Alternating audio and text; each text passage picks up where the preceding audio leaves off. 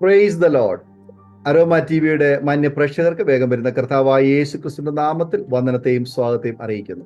അനുഗ്രഹീതവും മനോഹരവുമായ നല്ല സാക്ഷ്യവും വചനചിന്തകളുമായി നിങ്ങളോടൊപ്പം ആയിരിക്കുന്നതിൽ ഞങ്ങൾക്ക് വളരെ സന്തോഷമുണ്ട്.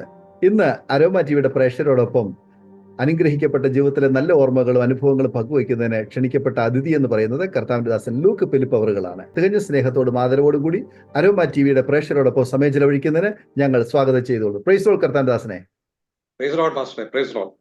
കർത്താവിന്റെ ദാസനെ അരോമ ടിവിയുടെ പ്രേക്ഷകരോടൊപ്പം പരിചയപ്പെടുത്തുന്നതിൽ ഞങ്ങൾക്ക് വളരെ സന്തോഷമുണ്ട്. ഒന്ന് പറയാമോ, എവിടെ നിന്നാണ് ജോയിൻ ചെയ്തിരിക്കുന്നത്? കുടുംബാംഗങ്ങളെ കുറിച്ച് ഒന്ന് പരിചയപ്പെടുത്താമോ? അതുപോലെ എന്ത് ചെയ്യുന്നു എന്ന് കൂടി ഒന്ന് പറയാമോ? തീർച്ചയായിട്ടും. ഞാൻ എന്നെ തന്നെ ഇൻട്രൊഡ്യൂസ് ചെയ്യുന്നതിന് മുമ്പായിട്ട് പാസ്റ്റർ ജാനിയൽ ജോണ് അരോമ ടിവിക്ക് ഒത്തിരി കടപ്പെട്ടവനാണ്. കാരണം ഇങ്ങനെ ഒരു അവസരം എനിക്ക് ഒരുക്കി തന്ന ദൈവത്തിനും പാസ്റ്റർക്കും ധാരാളം നന്ദി കരയറ്റുന്നു.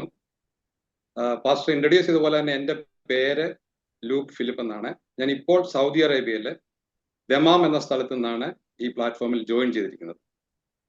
എൻ്റെ കുടുംബം എന്ന് പറഞ്ഞാൽ എനിക്ക് വൈഫ്, 2 കുഞ്ഞുങ്ങളുണ്ട്. എൻ്റെ വൈഫിൻ്റെ പേര് ജയ, 2 പെൺമക്കളാണ്. മൂത്താള് ഷാരോൺ, രണ്ടാമത്തെ ആള് ഷെറിൻ. മൂത്താള് ഡോക്ടർ ഓഫ് ഫാർമസി കഴിഞ്ഞിട്ട് UAE ഇപ്പോൾ വർക്ക് ചെയ്യുന്നു. രണ്ടാമത്തെ ആള് ഫാം ഡി പഠിച്ചുകൊണ്ടിരിക്കുന്നു.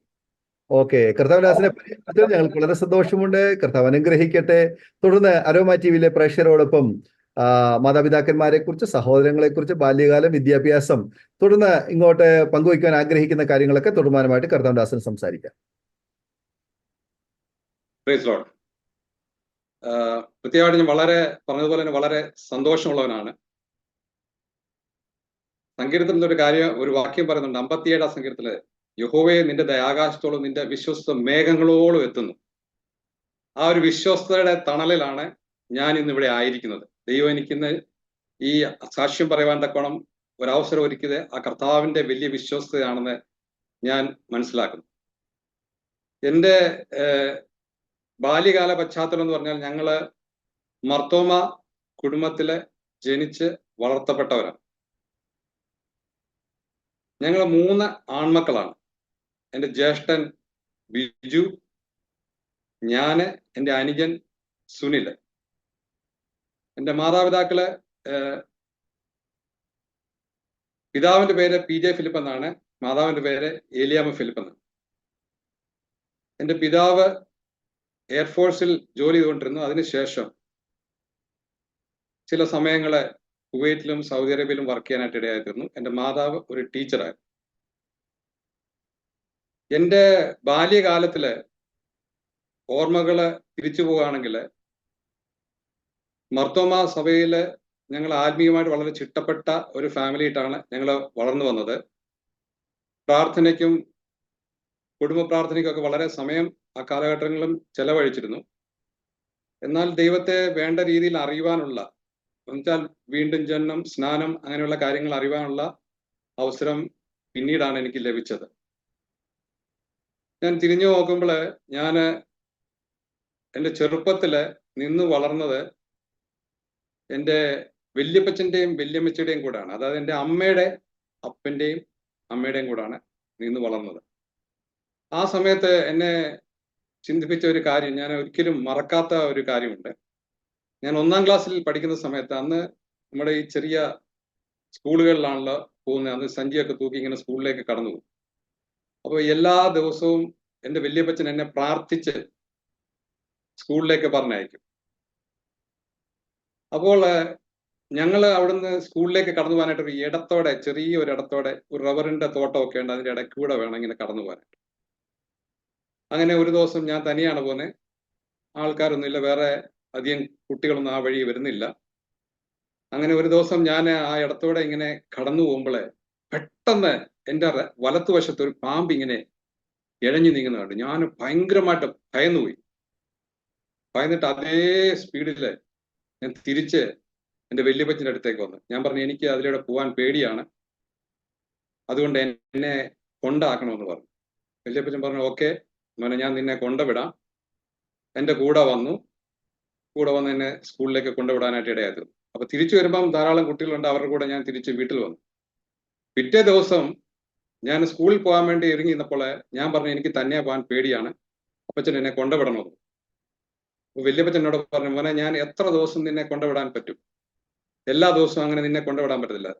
നീ ദൈവത്തിൽ വിശ്വസിക്കുന്ന വയലാണ്. അതുകൊണ്ട് നീ ഒരു കാര്യം ചെയ്യണം. നീ 91 സങ്കീർത്തനം വായിച്ച് അത് ഉൾക്കൊണ്ട് അത് സംസാരിച്ചു ആ 91 സങ്കീർത്തനം ഉരുവിട്ടുകൊണ്ട് ആ വഴിയെ നീ കടന്നു പോകണം. നിനക്ക് ഒരു ദോഷവും സംഭവിക്കരുത്. അങ്ങനെ ആ 2 ദിവസം കൊണ്ട് ഞാൻ 91 സങ്കീർത്തനം പഠിച്ചു തീർത്തു. ഞാൻ ആ തോടെ പോകുന്ന സമയത്ത് ഈ 91 സങ്കീർത്തനം തുടങ്ങി അത് തീരുമ്പോഴത്തേന് ആ വഴി തീരും. അങ്ങനെ കർത്താവിന്റെ ആ ഒരു വലിയ വിശ്വസ്തത ആ ചെറിയ പ്രായത്തിൽ എന്റെ ഹൃദയത്തിൽ കടന്നു വരാനായിട്ട് ഇടയായി തീർന്നു. അന്ന് പഠിച്ച സങ്കീർത്തനം ഇന്നും ഞാൻ ഒറ്റ ശ്വാസത്തില് അത് ചൊല്ലാനായിട്ട് എനിക്ക് കഴിയും. അത് ദൈവത്തിന്റെ വലിയൊരു കൃപയാണ്. അതിനുശേഷം ഞങ്ങളുടെ മാതാപിതാക്കൾ ഒരുമിച്ച് ഞാൻ ഇടയാറന്മുള എന്ന സ്ഥലത്ത്, അവിടെയാണ് മാർത്തോമാ സഭയിലെ സാധു കൊച്ചുഞ്ഞുദേശി സൈമൺ സാറൊക്കെ കൂടി വന്ന സഭയിൽ ഞങ്ങൾ പോയിക്കൊണ്ടിരുന്നത്. 1973 എന്റെ മാതാവ് ഒരു ടീച്ചറായിരുന്നു.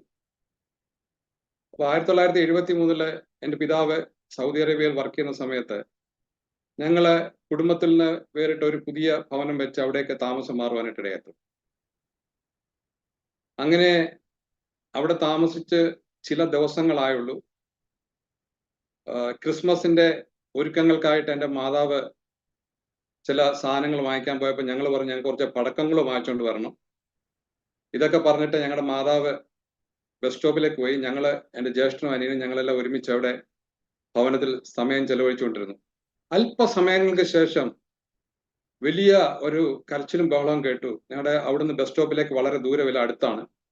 അപ്പൊ ഒരാൾ ഓടി വന്ന് പറഞ്ഞു, എൻ്റെ മാതാവ് ഒരു ലോറിയുടെ കീഴിൽ ആക്സിഡന്റിൽ അകപ്പെട്ടു, വളരെ ക്രിട്ടിക്കലാണ് എന്ന് പറഞ്ഞ് അലറിക്കൊണ്ട് വരുവാനായിട്ട് ഇടയായി. അങ്ങനെ അത് കേട്ട ഉടനെ തന്നെ ഞാൻ അവിടേക്ക് ഓടിപ്പോകാനായിട്ട് ഇടയായി തീർന്നു. ഞാൻ ചെന്നപ്പോൾ എൻ്റെ മാതാവിന്റെ കാലിങ്ങനെ ഒടിഞ്ഞ് തൂങ്ങി ഒരു തൊലിയിൽ ഇങ്ങനെ തൂങ്ങിക്കിടക്കുന്ന ഒരവസ്ഥയാണ് കണ്ടത്. അതെന്നെ വളരെയധികം ഭാരപ്പെടുത്തുവാനായിട്ട് ഇടയായി തീർന്നു. കാരണം ഞങ്ങള് കുഞ്ഞുങ്ങളും മാതാവും മാത്രമേ ഭവനത്തിലുള്ളൂ. അപ്പൊ അവിടുന്ന് പെട്ടെന്ന് മാതാവിനെ കോട്ടയം മെഡിക്കൽ കോളേജിലേക്ക് കൊണ്ടുപോകാനായിട്ട് ഇടയായി തീർന്നു.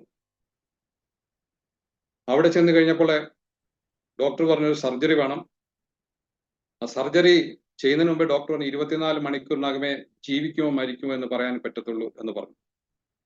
അപ്പൊ അന്ന് നമുക്ക് പോകാനും വരുവാനുള്ള സാഹചര്യങ്ങൾ കുറവാണ്. ബസ്സിലാണ് പോവുകയും വരികയൊക്കെ ചെയ്യുന്നത്. ഞങ്ങളുടെ ഉപ്പാപ്പന്മാരൊക്കെ പോയി വിവരം അറിയാൻ വേണ്ടി ഞങ്ങൾ ഇതിന് കാത്തിരുന്നു. അപ്പൊ പറഞ്ഞു വളരെ സീരിയസ് ആണ്, ഒന്നും പറയാൻ പറ്റത്തില്ലെന്ന് പറഞ്ഞു. ഞങ്ങൾ അങ്ങനെ പ്രാർത്ഥനയോടെ ഇരിക്കുമ്പോൾ 2-3 ദിവസം കഴിഞ്ഞപ്പോൾ ഇത് വളരെ ക്രിട്ടിക്കലായ അവസ്ഥയാണ്. ഈ എല്ലുകളൊക്കെ പൊട്ടി ജോയിൻ ചെയ്യാൻ പറ്റാത്തൊരവസ്ഥയിലാണെന്ന് അറിയുവാനായിട്ടിടയായത്. അങ്ങനെ ഒരു ദിവസം മാതാവിനെ കാണാനായിട്ട് എന്നെയും കൂട്ടിക്കൊണ്ട് പോന്നപ്പോൾ ഈ കാലിങ്ങനെ തൂക്കിയിട്ട് കമ്പിയൊക്കെ കിഴിച്ചിങ്ങനെ ഇട്ടിരിക്കുകയാണ്, വെയിറ്റ് ഇട്ടിരിക്കുകയാണ്. ആ കാലിൽ കൂടി ഇങ്ങനെ പഴുപ്പ് ഇറ്റിറ്റ് വീഴുന്ന എനിക്ക് കാണാനായിട്ട് കഴിയും. എനിക്ക് വളരെ സങ്കടം തോന്നി. ആ മാതാവ് ഹോസ്പിറ്റലിൽ 6 മാസത്തിൽ കൂടുതൽ അവിടെ കിടക്കുവാനായിട്ട് ഇടയായി തീർന്നു. അപ്പോൾ ഞങ്ങൾ ഭവനത്തില് ഒറ്റയ്ക്കായി. എൻ്റെ ജ്യേഷ്ഠൻ ആ സമയത്ത് ബോർഡിങ്ങിൽ നിന്ന് പഠിക്കുകയാണ്. എൻ്റെ അനിയന് എന്നെക്കാള് 10 വയസ്സ് ഇളയതാണ്. അപ്പോൾ അവനെ ഒരമ്മയെ പോലെ കരുതേണ്ട ഒരു ഉത്തരവാദിത്വം എൻ്റെ മേൽ ആ സമയത്ത് വന്നു. ഞാനന്ന് 10 വയസ്സുള്ളവനാണ്. ദൈവം എന്നെ പല കാര്യങ്ങൾ അവിടുന്ന് പഠിപ്പിക്കാനായിട്ട് തുടങ്ങി. കാരണം മാതാവില്ലാതെ പല വർഷങ്ങള് ഞാൻ അവിടെ വളർന്നു. പലരും സഹായിച്ചെങ്കിലും ദൈവത്തിന്റെ കൃപ അവിടെ അനുഭവിച്ചറിയാനായിട്ട് ഇടയായി തീർന്നു. ദീർഘമായ 3 വർഷങ്ങൾക്ക് ശേഷം മാതാവ് സൗഖ്യം പ്രാപിച്ചു. കാരണം ആ അസ്ഥി ചേരുവാൻ ഇടയായി തീർന്നത് പിന്നെ അത് ഗ്രാഫ്റ്റ് ചെയ്യേണ്ട ആവശ്യമൊക്കെ വന്നു. അങ്ങനെ സൗഖ്യം പ്രാപിച്ചു. വീട്ടിൽ വന്നെങ്കിലും കാലിന് സ്വാധീനക്കുറവുണ്ടായി. ഒരു 1.5 ഇഞ്ചോളം കാലിന് നീളം കുറയാനായിട്ട് ഇടയായി. ആ ഒരു അവസ്ഥ എൻ്റെ പിതാവിനെ ദൈവത്തിങ്കിലേക്ക് കൂടുതൽ അടുപ്പിക്കാനായിട്ട്. എൻ്റെ പിതാവ് ആ സമയത്ത് സൗദി അറേബ്യയിൽ വർക്ക് ചെയ്തുകൊണ്ടിരിക്കുകയാണ്. താനന്ന് ഇവാഞ്ചലിക്കൽ കൂട്ടായ്മയിലൊക്കെ ഇവിടെ പോകുന്നുണ്ടായിരുന്നു. എന്നാൽ ഒരു ദിവസം തന്നോട് ദൈവം ഇടപെടുവാനായിട്ട് ഇടയായി. സ്നാനപ്പെട്ട് വേർപെട്ട് ദൈവസന്നിധിയിൽ ചേരുന്നത് ഉചിതമെന്ന് തന്നോട് വ്യക്തമായി ദൈവാത്മാവ് സംസാരിച്ചതിന് പ്രകാരം താൻ സ്നാനമേൽക്കുവാനായിട്ട് ഇടയായി. അപ്പോൾ അന്ന് മർത്തോമാ സഭയിലായിരിക്കുന്ന സമയത്ത് ഞങ്ങള് എല്ലാം വളരെ ആക്റ്റീവായിട്ട് മർത്തോമാ സഭയുടെ മെമ്പേഴ്സാണ്. ഞങ്ങളൊക്കെ യൂത്ത് ലീഗില് വളരെ ആക്റ്റീവായിട്ട് മെമ്പർഷിപ്പ് എടുത്ത് മുന്നോട്ട് പോയിക്കൊണ്ടിരിക്കുന്ന കാലഘട്ടമാണ്. അന്ന് എൻ്റെ അറിവില് ഈ പെന്തിക്കോസ് വിശ്വാസം വളരെ റെയറായിട്ട് അവിടെ ഒരു TPM-ന്റെ ഒരു പെയ്ത്തോം അടുത്തുണ്ട്. അവിടെ പാട്ടും പ്രാർത്ഥനയൊക്കെ കേൾക്കുന്ന ഞങ്ങള് ആറ്റിൽ കുളിക്കാൻ പോകുന്ന സമയത്ത് കേട്ടിട്ടുണ്ട്, അല്ലാതെ ഞങ്ങൾ കേട്ടിട്ടില്ല. അപ്പൊ എന്തോ നമ്മളെ അതിന് എൻ്റെ ഉള്ളില് ഇത് ഒരു വേർപെട്ട രീതിയാണ്, ഈ ലോക സുഖങ്ങളൊക്കെ ത്യജിച്ചുള്ള ഒരു ജീവിതമാണ് എന്നുള്ള ചിന്ത മനസ്സിൽ കടന്നു വരുവാനായിട്ട് ഇടയായി തീർന്നു. അപ്പൊ ഞങ്ങളുടെ 3 മക്കളും പെന്തിക്കോസ് വിരോധികളായി തീരുവാനും അതിനെതിരായിട്ട് നിൽക്കുവാനുമായിട്ട് ഇടയായി തീർന്നു. എൻ്റെ പിതാവ് വന്ന് ഓരോ പ്രാവശ്യവും പ്രാർത്ഥനയ്ക്ക് പോവും. വിശ്വാസത്തിന്റെ തീഷ്ണത കാരണം താന് വേറെവിടെങ്കിലും ആരാധിക്കവും. എൻ്റെ മാതാവും പിതാവിനോട് എതിരായിരുന്നു. ചില വർഷങ്ങൾക്ക് ശേഷം എൻ്റെ മാതാവ് സ്നാനപ്പെടാനായിട്ട് തീരുമാനിച്ചു. താൻ വളരെ മറുതലിച്ചെങ്കിലും താൻ സ്നാനപ്പെടുവാനായിട്ട് തീരുമാനിച്ചു. അങ്ങനെ സ്നാനപ്പെട്ട് കഴിഞ്ഞ് ഭവനത്തിൽ വന്ന ശേഷം വീട്ടിൽ ഇടയ്ക്കിടയ്ക്ക് പാസ്റ്റർമാർ വരാനായിട്ട് തുടങ്ങി. അങ്ങനെ കുറെ ദിവസങ്ങൾ കഴിഞ്ഞ ശേഷം എല്ലാ ചൊവ്വാഴ്ചയും വീട്ടിലൊരു മീറ്റിംഗ് സ്റ്റാർട്ട് ചെയ്തു. ഈ മീറ്റിംഗ് സ്റ്റാർട്ട് ചെയ്തപ്പോൾ ഞങ്ങൾക്ക് ഭയങ്കര വിരോധമായി. കാരണം ഞങ്ങള് ആഗ്രഹിക്കാത്ത ഒരു അവസ്ഥയിലേക്ക് കടന്നു പോകുന്ന കണ്ടപ്പോൾ ഞങ്ങൾക്ക് സങ്കടമായി. അങ്ങനെ ഞങ്ങളുടെ വീട്ടിൽ വരുന്ന പ്രാർത്ഥിക്കാൻ വന്ന പാസ്റ്റർമാരെ ഞങ്ങൾ വളരെയേറെ അസഹ്യപ്പെടുത്തിയിട്ടുണ്ട്. പ്രാർത്ഥനയ്ക്ക് ജോയിൻ ചെയ്യാതെ ഞങ്ങൾ മാറി നിന്നിട്ടുണ്ട്. അങ്ങനെ പല കാലയളവ് കടന്നുപോയി. അങ്ങനെ എൻ്റെ പിതാവ് എന്നോട് വന്ന് പറഞ്ഞു, ഈ സത്യത്തിന് വേണ്ടി നിലകൊള്ളണം, ദൈവ നാമത്തില് ദൈവത്തെ ഏറ്റുപറഞ്ഞ് സ്വീകരിച്ച് സ്നാനപ്പെടണം, അതാണ് അതിന്റെ ശരിയായിട്ടുള്ള അവസ്ഥ. എന്നാല് ഞാൻ നിന്നെ ഒരിക്കലും സ്നാനപ്പെടുവാനായിട്ട് നിർബന്ധിക്കും. നിന്റെ സ്വന്തം തീരുമാനത്തിൽ ശരിയാണെന്ന് തോന്നുമ്പോൾ നീ അത് ചെയ്യണം, അതാണ് അതിന്റെ സത്യം എന്ന് പറഞ്ഞു.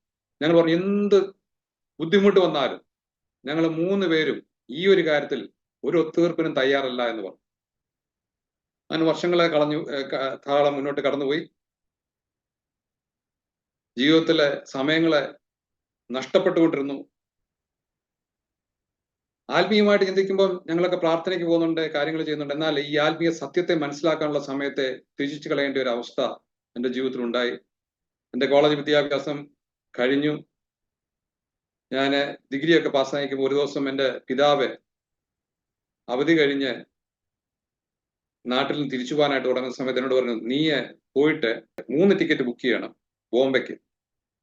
അപ്പൊ ഞാൻ പറഞ്ഞു, എന്തിനാ പപ്പ ഒരു ടിക്കറ്റ് പോരാ, അല്ല നീ ബുക്ക് ചെയ്യേ, അന്ന് നമ്മുടെ പേരൊന്നും കൊടുക്കേണ്ട ആവശ്യമില്ല ടിക്കറ്റ് ബുക്ക് ചെയ്യാൻ വേണ്ടി. അങ്ങനെ ഞാൻ പോയി 3 ടിക്കറ്റ് ബുക്ക് ചെയ്തുകൊണ്ട് വന്ന് എൻ്റെ പിതാവിൻ്റെ കൊടുത്തു കഴിഞ്ഞിട്ട് ഞാൻ ചോദിച്ചു, പപ്പ ഇത് ആർക്കാണ് മറ്റേ 2 ടിക്കറ്റ്? അപ്പൊ ഒന്ന് നിനക്കും ഒന്ന് നിന്റെ ജ്യേഷ്ഠനുമാണ്.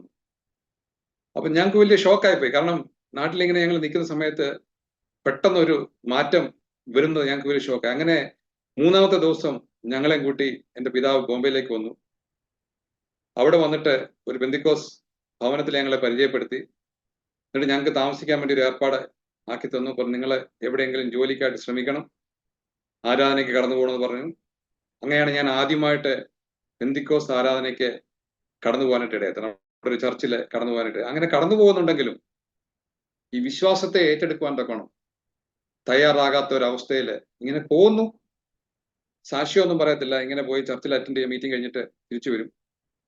അങ്ങനെ ഞങ്ങൾ അവിടെ ചില ദിവസങ്ങള് ജോലിക്ക് വേണ്ടിയൊക്കെ ഇങ്ങനെ നിൽക്കുന്ന സമയത്ത് ഒരു ദിവസം അന്തേരി റെയിൽവേ സ്റ്റേഷനിൽ ഞങ്ങൾ പോയി നിന്ന് കഴിഞ്ഞപ്പോൾ ഈ ട്രെയിൻ ഇങ്ങനെ അങ്ങോട്ടും ഇങ്ങോട്ടും ധാരാളം പോകുന്നു. ഞങ്ങൾക്ക് എങ്ങോട്ട് പോകണമെന്ന് അറിയത്തില്ല. ഞങ്ങൾക്ക് ചർച്ച് ഗേറ്റിനാണ് പോകേണ്ടത്, പക്ഷേ ആ ട്രെയിൻ ക്യാച്ച് ചെയ്യാൻ ഞങ്ങൾക്ക് അറിയത്തില്ല. ഞങ്ങൾ അവിടെ നിന്ന് കരഞ്ഞു കഴിഞ്ഞപ്പോൾ ദൈവദൂതന്റെ കൂട്ട് ഞങ്ങളുടെ ചർച്ച് ആരാധിക്കുന്ന ഒരു സഹോദരൻ മുന്നോട്ട് എന്തോ പറ്റി, നിങ്ങൾ എന്തിനാണ് കരയുന്നതെന്ന് പറഞ്ഞിങ്ങനെ ഇരുന്നപ്പോൾ ഞാൻ പറഞ്ഞു, ഇന്നാണ് കാര്യം. അപ്പൊ അദ്ദേഹം ഞങ്ങളെ ട്രെയിനിൽ കയറ്റി വിടുവാനും ആ ദൈവസ്നേഹം മനസ്സിലാക്കാൻ എനിക്കിടയായിരുന്നു. വീണ്ടും ഞങ്ങളിങ്ങനെ അവിടെ ആരാധനയ്ക്കായിട്ട് കടന്നു പോകും. 2.5 വർഷത്തോളം അവിടെ ബോംബെയിൽ ചിലവാക്കാനായിട്ട്. അത് കഴിഞ്ഞിട്ട് എനിക്ക് സൗദി അറേബ്യയിലേക്ക് കടന്നു വരാൻ, എൻ്റെ പിതാവ് ജോലി ചെയ്യുന്ന ആ കമ്പനിയിലേക്ക് തന്നെ കടന്നു വരാനായിട്ടൊരു അവസരം എനിക്ക് ഒരുങ്ങി.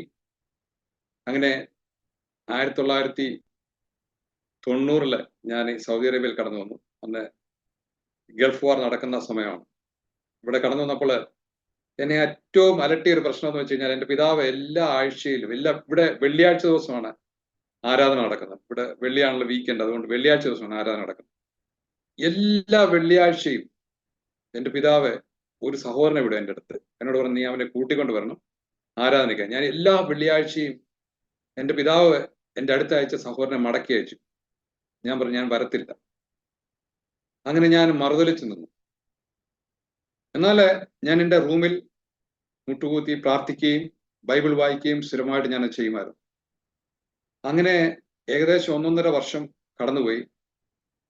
ഒരു ദിവസം ഞാൻ പ്രാർത്ഥിച്ചുകൊണ്ടിരിക്കുമ്പോൾ ദൈവാത്മനോട് പറഞ്ഞു, മോനെ, നീ കേൾക്കുന്ന സത്യം സത്യമാണ്. നീ സ്നാനപ്പെടണം, വേർപെടണം, ദൈവത്തിനു വേണ്ടി മാറി നിൽക്കണം എന്നോട് ദൈവാത്മാ സംസാരം. അപ്പൊ ഞാൻ പറഞ്ഞു, കർത്താവെ, എന്തെന്നോട് പറഞ്ഞാലും സ്നാനപ്പെടുന്ന കാര്യം മാത്രം എന്നോട് പറയരുത് എന്ന് പറഞ്ഞു. കർത്താവ് ദേവാത്മാവ് ഇങ്ങനെ ഇടപെട്ടുകൊണ്ടിരുന്നു. ഞാനത് നിഗ്ലക്ട് ചെയ്തു. വീണ്ടും ഞാൻ പ്രാർത്ഥിക്കാൻ തുടങ്ങി. എന്നാലേ എനിക്കിങ്ങനെ ദൈവാത്മാവിന്റെ ഹൃദയത്തിൽ ഇടപെട്ടതിന്റെ 2ാമത്തെ ദിവസം എൻ്റെ ദേഹത്തൊക്കെ ഒരു പാച്ചസ് പോലെ, അലർജി പോലെ വരുവാനിടയായിരുന്നു. അപ്പൊ എനിക്ക് ഭയമായി. ഞങ്ങളുടെ ഡോക്ടറെ ചെന്ന് കണ്ടു. ഡോക്ടറെ ചെന്ന് കണ്ടപ്പോൾ ഡോക്ടർ പറഞ്ഞു, നീ ഒരു സ്കിൻ സ്പെഷ്യലിസ്റ്റിനെ പോയി കാണണം. എനിക്ക് റെഫർ ചെയ്ത് തന്നു. റെഫർ ചെയ്തെന്നത് ഒരു പെന്തിക്കോസ്റ്റ് വിശ്വാസിയായ ഡോക്ടറുടെ അടുത്തേക്കാണ്. തമിഴ്നാട്ടിൽ നിന്നുള്ള ഡോക്ടർ ഫ്ലോറൻസ് ഇന്ന് നിത്യതയിൽ വിശ്രമിക്കുന്നു. ആ ഡോക്ടറുടെ അടുത്തേക്കാണ് എന്നെ പറഞ്ഞു വിട്ടത്. ആ ഡോക്ടറിന് എൻ്റെ പിതാവിനെ അറിയാം. ഞാൻ അവിടെ ചെന്നു ഡോക്ടറിനെ കണ്ടു. വിശേഷങ്ങളൊക്കെ ഡോക്ടർ ചോദിച്ചു. എന്നിട്ട് എനിക്ക് മെഡിസിൻ ഒക്കെ പ്രിസ്ക്രൈബ് ചെയ്തതിന് മുമ്പ് ഡോക്ടറിനോട്, നിന്നെ ദൈവം തൊട്ടതാണ്. നിനക്ക് ഇന്നുണ്ടായിരിക്കുന്ന ഈ അവസ്ഥ മാറണമെങ്കിൽ ദൈവം വിചാരിക്കാതെ വരും. ഞാൻ മെഡിസിൻ തരാം, പക്ഷെ ആ മെഡിസിനെ കൊണ്ട് നിന്നെ സൗഖ്യമാക്കാൻ ബുദ്ധിമുട്ടാണ്.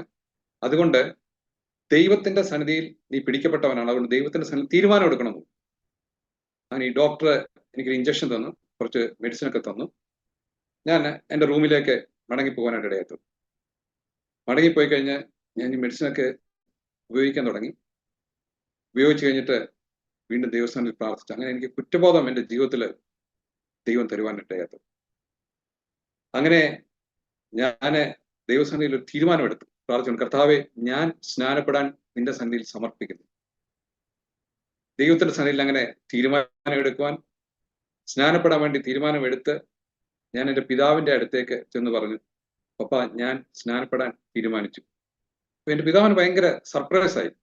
എന്നോട് പറഞ്ഞു, മോനെ, 1 കോടി രൂപ നീ എനിക്ക് കൊണ്ടുത്തരുന്നതിനെക്കാട്ട് വലിയൊരു സന്തോഷമാണ് നീ എനിക്ക് തന്നത്.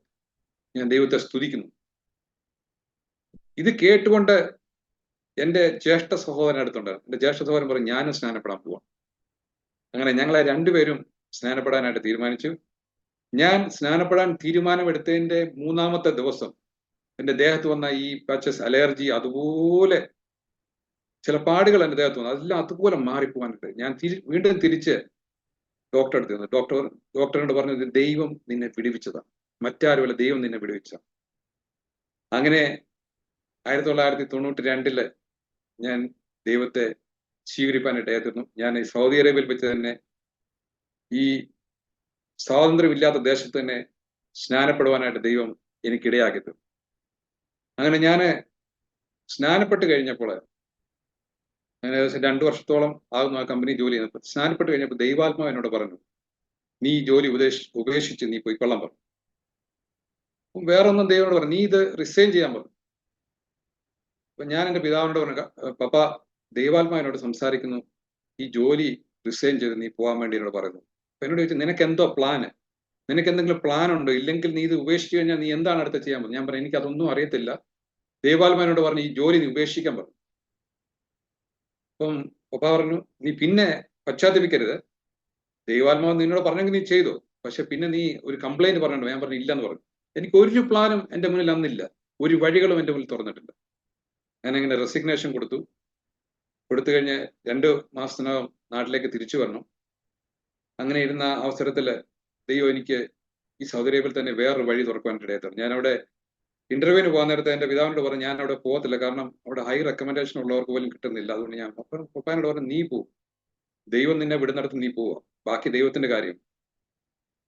അങ്ങനെ ഞാൻ ആ കമ്പനിയിൽ ചെന്നു. എനിക്ക് അവിടെ ഒരു ജോലി ലഭിക്കാനായിട്ട് ദൈവം ഇടയാക്കി തീർന്നു. അതിനുശേഷം അവിടുത്തെ വിസയും വാങ്ങിച്ചുകൊണ്ട് ഞാൻ നാട്ടിൽ വന്നു. ആ സമയത്ത് എന്റെ വിവാഹം നടക്കുവാനായിട്ട് തരുന്നു. ഞാൻ വിവാഹം കഴിച്ചിരിക്കുന്നത് യാക്കോബ സമുദായത്തിൽ നിന്ന് രക്ഷിക്കപ്പെട്ടു വന്ന ഒരു കുട്ടിയാണ്. ഇന്നുവരെയും ദൈവം ഞങ്ങളെ അതിശയകരമായിട്ട് നടത്തുന്നു. ഞങ്ങളുടെ കുടുംബത്തിൽ ഇന്ന് എല്ലാവരും, എൻ്റെ അനുജനും എൻ്റെ ജ്യേഷ്ഠനും ഞങ്ങളുടെ കുടുംബത്തിൽ എല്ലാവരും ദൈവത്തെ സ്വീകരിപ്പാനും സ്നാനപ്പെടുവാനും ദൈവത്തിനോട് നിൽപ്പാൻ ഇടയാതെ. എൻ്റെ പിതാവ് 2012 നിത്യതയിൽ ചേർക്കപ്പെട്ടു. എന്നാൽ നല്ല മാതൃക എൻ്റെ പിതാവ് എനിക്ക് വേണ്ടി വെച്ചിട്ട് പോയി. ആ ദൈവത്തെ കാണുവാൻ എൻ്റെ ജീവിതത്തിൽ കിട്ടിയ വലിയ ഭാഗ്യമാണ് എന്ന് ഞാൻ വിശ്വസിക്കുന്നു. എന്നോട് ആരെങ്കിലും ചോദിച്ചാൽ ഇന്നും ഞാൻ പറയും, ഞാൻ എൻ്റെ ജോലിക്ക് ഒരു ഉപജീവന മാർഗത്തിന് വേണ്ടി സൗദി അറേബ്യയിൽ കടന്നു വന്നു. പക്ഷേ എനിക്ക് ഏറ്റവും വലുതായിട്ട് എനിക്ക് കിട്ടിയ സമ്പാദ്യം എന്ന് പറഞ്ഞാൽ എൻ്റെ ദൈവത്തെ സ്വീകരിപ്പാൻ കിട്ടിയ ഭാഗ്യമാണ്. അതിനായിട്ട് ഞാൻ ദൈവത്തെ സ്തുതിക്കണം. ഹല്ലേലൂയ. എൻ്റെ ദൈവത്തെ സ്വീകരിപ്പാൻ എനിക്ക് കിട്ടിയ ഭാഗ്യം അത് എത്ര സന്തോഷമുള്ളതാണെന്ന് പറയുവാൻ എനിക്ക് കഴിയത്തില്ല. അന്നു മുതൽ ഇന്നുവരെയും ദൈവം എന്നെ കൈക്ക് പിടിച്ച് നടത്തും. പലപ്പോഴും പലരും പ്രസംഗിച്ച് കേട്ടിട്ടുണ്ട്, ക്രിസ്തീയ ജീവിതം ഒരു പട്ടുമത്തയല്ല. ഇതിലേക്ക് വന്നു കഴിയുമ്പോൾ നമ്മുടെ പ്രശ്നങ്ങളൊക്കെ സോൾവ് ആയി എന്ന് പറയുന്നതിനോട് ഞാൻ യോജിക്കത്തില്ല. കാരണം ഒരു കാര്യം ഞാൻ എൻ്റെ അനുഭവത്തിൽ നിന്ന് പഠിച്ചിട്ടുണ്ട്. കാരണം ബോംബെയിൽ ജീവിക്കുന്ന സമയത്ത് അവിടെ ചില ചില്ലറ നാണയങ്ങൾ ഉണ്ടെങ്കിലും ജീവിക്കാൻ പറ്റും, ധാരാളം പൈസ ഉണ്ടെങ്കിലും ജീവിക്കാൻ പറ്റും. ക്രിസ്തീയ ജീവിതത്തിൽ കടന്നു വന്നു കഴിഞ്ഞാൽ എല്ലാം ശരിയാകുമെന്ന് പറയുന്നതിനോടല്ല ഞാൻ യോജിക്കുന്നത്. എന്നാൽ ദൈവം നമ്മുടെ എല്ലാ അവസരങ്ങളിലും നമ്മളെ കൈപിടിച്ച് നടത്തും. അബ്രഹാമിന്റെ ദൈവം ഒരിക്കലും നമ്മളെ കൈവിടാത്ത ദൈവമാണ്. അങ്ങനെ ഞാൻ സൗദി അറേബ്യയിൽ കടന്നു വന്നു. എൻ്റെ വിവാഹത്തിന് ശേഷം വീണ്ടും ഇവിടെ കടന്നു വന്നു. എൻ്റെ ഭാര്യ സഹോദരിയും ഇവിടേക്ക് ചില വർഷങ്ങൾക്ക് ശേഷം കടന്നു വരാനായിട്ട് ഇടയായി തീർന്നു. പല വർഷങ്ങള് ഞങ്ങൾ ഇവിടെ ദൈവത്തെ ആരാധിച്ചു മുന്നോട്ട് കടന്നു പോകാനായിട്ട് ഇടയായി തീർന്നു. ഞങ്ങൾ ആരാധനയ്ക്കൊക്കെ പോകുമ്പോൾ ആദ്യം ഉണ്ടായിരുന്ന തീഷ്ണത കുറയുവാനായിട്ട് ഇടയായി തീർന്നു. കാരണം കുടുംബമായിട്ടായി ദൈവസന്നിധിയിൽ നമുക്കെല്ലാം ദൈവം തന്നു. എന്നാൽ അതിന് തക്കോണം ദൈവത്തെ ആ ആദ്യ സ്നേഹത്തിൽ നിന്ന് പിന്മാറിയ ഒരവസ്ഥ എൻ്റെ ജീവിതത്തിലുണ്ടായി. ദൈവം സ്നേഹിക്കുന്ന ദൈവമാണ്. കാരണം ദൈവം ഒരിക്കലും നമ്മളെ വിട്ടുകളഞ്ഞ ദൈവമല്ല. ഞങ്ങൾ അങ്ങനെ മുന്നോട്ട് പോയിക്കൊണ്ടിരുന്നു. 2007 ഒക്ടോബർ 18 എനിക്ക് മറക്കാൻ പറ്റാത്തൊരു ദിവസമാണ്. ഞാൻ ജോലി ചെയ്യുന്ന ഓഫീസിൽ നിന്ന് ഒരു വ്യാഴാഴ്ച കാലഘട്ടമാണ്. അവിടുന്ന് ഇറങ്ങി എൻ്റെ കുഞ്ഞുങ്ങൾ പഠിക്കുന്ന സ്കൂളിൽ ഫീസ് അടയ്ക്കാൻ വേണ്ടി ഞാൻ കടന്നുപോയി. വാഹനവുമായിട്ട് പോയി ഫീസൊക്കെ അടച്ചു. അവിടുന്ന് തിരിച്ച് വാഹനത്തിൽ കയറി തിരിച്ച് ഒരു 200 ഫീറ്റ് മുന്നോട്ട് വന്ന് കാണും. ഞാൻ തന്നെയുള്ള വാഹനത്തിൽ ഒരു വലിയ സിമെന്റ് മിക്സ് ചെയ്യുന്ന ഒരു ട്രക്ക്, അതിന്റെ ഫുൾ ലോഡ് എന്ന് പറഞ്ഞാൽ 10 ടണ്ണാണ്. അത് ഞാൻ നേരെ പോകുന്ന എതിർവശത്ത് സൈഡിൽ നിന്ന് വന്ന് വളരെ സ്പീഡിൽ വന്ന് എൻ്റെ വാഹനത്തിൽ ഇടിക്കാനായിട്ട് ഇടയായി. ഇടിച്ചു വാഹനം തരിപ്പണമായി. എന്നെ ഡ്രാഗ് ചെയ്തുകൊണ്ട് ആ വാഹനം 10 മീറ്ററോളം മുന്നോട്ട് പോയി. ഒടിയുന്ന പൊട്ടുന്നതൊക്കെ ശബ്ദങ്ങളായിട്ട് കേൾക്കുന്നുണ്ട്. അങ്ങനെ ഞാൻ ആ അബോധാവസ്ഥയിൽ ചോരയൊക്കെ വാർന്ന് ആ സൈഡിൽ ഇരിക്കുന്ന സമയത്ത് എനിക്ക് ഓർമ്മയില്ല. അങ്ങനെ അവിടെ ഇവിടുത്തെ സിസ്റ്റം അനുസരിച്ച് പോലീസുകാർ വരും. അവർ വന്നിട്ട് നമ്മളെ ഹോസ്പിറ്റലിലേക്ക് മൂവ് ചെയ്യാൻ പറ്റും. ആ കാലഘട്ടത്തിൽ ഇന്ന് അങ്ങനെ എല്ലാവർക്കും മാറി. അങ്ങനെ ഞാൻ അവിടെ ഇരിക്കുന്ന സമയത്ത് അതിലേക്കൂടെ ഒരു ദൈവദാസൻ കടന്നുപോയി. ഇതുപോലെ സ്കൂളിൽ വന്നിട്ട് കടന്നു പോവാണ്. എന്നെ ഒരു പരിചയവും ഇല്ല. ഒരു മലയാളിയായ ദൈവദാസൻ അതിലൂടെ കടന്നുപോയി. അദ്ദേഹത്തോട് ദൈവം പറഞ്ഞു, നീ അവന്റെ മേൽ പോയി കൈവച്ച് അവന്റെ ജീവനെ അവകാശം പറഞ്ഞ് പ്രാർത്ഥിക്കാൻ പറഞ്ഞു. അപ്പൊ ഒരു പോലീസുകാരൻ എന്നെ ഇങ്ങനെ വീശിക്കൊണ്ടിരിക്കുകയാണ്. അപ്പൊ അദ്ദേഹം പറഞ്ഞു, കർത്താവേ, ഒരു പോലീസുകാരന്റെ മുന്നേ പോയി ഞാൻ പ്രാർത്ഥിക്കാൻ പറ്റുമോ? ആ പോലീസുകാരനോട് നിൽക്കും. അപ്പൊ പറഞ്ഞു, ഇല്ല, നിന്നോട് ഞാൻ പറയുന്നു, നീ അവന്റെ മേൽ കൈവച്ചിട്ട് അവന്റെ ജീവനെ അവകാശമായിട്ട് പ്രാർത്ഥിക്കാൻ പറഞ്ഞു. അങ്ങനെ ആ സഹോദരൻ എൻ്റെ അടുത്ത് വന്നു. എന്നോട് ചോദിച്ചു, പേരെന്താണ്? ഞാൻ പേര് പറഞ്ഞു. എനിക്ക് ഓർമ്മയില്ല, ഞാൻ പറഞ്ഞതായിട്ടൊന്നും എനിക്ക് ഓർമ്മയില്ല. ഞാൻ അബോധാവസ്ഥയിലാണ് ഇരിക്കുന്നത്. എന്നോട് ഡീറ്റെയിൽസ് ഒക്കെ ചോദിച്ചു. വൈഫിന്റെ പേര്, ജോലി ചെയ്യുന്ന സ്ഥാപനത്തിന്റെ പേര്, ഇതൊക്കെ ചോദിച്ചു. ചോദിച്ച ശേഷം അദ്ദേഹം എൻ്റെ തലയിൽ കൈവച്ച് പ്രാർത്ഥിച്ചിട്ട് അദ്ദേഹം പോയി. ഒരു ആംബുലൻസ് വന്നു, എന്നെ കയറ്റിക്കൊണ്ട് അടുത്തുള്ള ഹോസ്പിറ്റലിലേക്ക് കടന്നു പോകാനായിട്ട് ഇടയിൽ തീർന്നു. അപ്പോൾ എനിക്കൊന്നും ബോധമില്ല. ഞാൻ ഹോസ്പിറ്റലിൽ ചെന്ന് കുറച്ച് സമയം കഴിഞ്ഞപ്പോൾ എൻ്റെ ബോധം വീണു.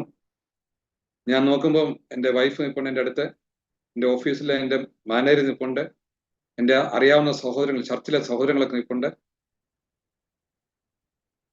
അവർ പറഞ്ഞു, ഭാരപ്പെടേണ്ട, ദൈവം നിന്നെ വിടുവിക്കും. ഞാന് വളരെ ഒടിഞ്ഞ് പറഞ്ഞ ഒരവസ്ഥയിലാണ് അവിടെ ആയിരിക്കുന്നത്. എനിക്ക് ആ വേദന അറിയാം, പക്ഷേ എൻ്റെ അവസ്ഥ എന്താണെന്ന് എനിക്കറിയത്തില്ല. അപ്പോൾ അവിടെ എക്സ്റേ ഒക്കെ എടുത്തു. എല്ലാം എടുത്തു കഴിഞ്ഞ് റിപ്പോർട്ട് വന്നപ്പോൾ പറഞ്ഞു, എൻ്റെ 10 വാരിയലുകൾ പൊട്ടിയിരിക്കുകയാണ്.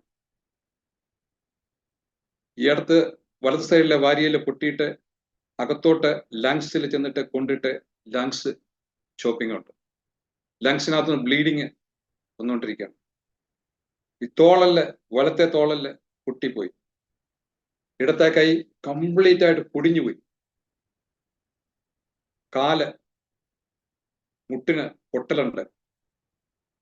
അവരെ കുറെ നേരം ആ ഹോസ്പിറ്റലിൽ തന്നെ എന്തൊക്കെയോ ചെയ്യാനായിട്ട് ശ്രമിച്ചു. എന്നാല് എല്ലാവരും കൂടെ തീരുമാനിച്ച് എന്നെ അവിടെ ട്രീറ്റ് ചെയ്താൽ ശരിയാവില്ലെന്ന് പറഞ്ഞാൽ അവിടുന്ന് ഫർദർ അതിലും വലിയൊരു ഹോസ്പിറ്റലിലേക്ക് എന്നെ മാറ്റിക്കൊണ്ട് പോകാനായിട്ട് ഇടയായത്.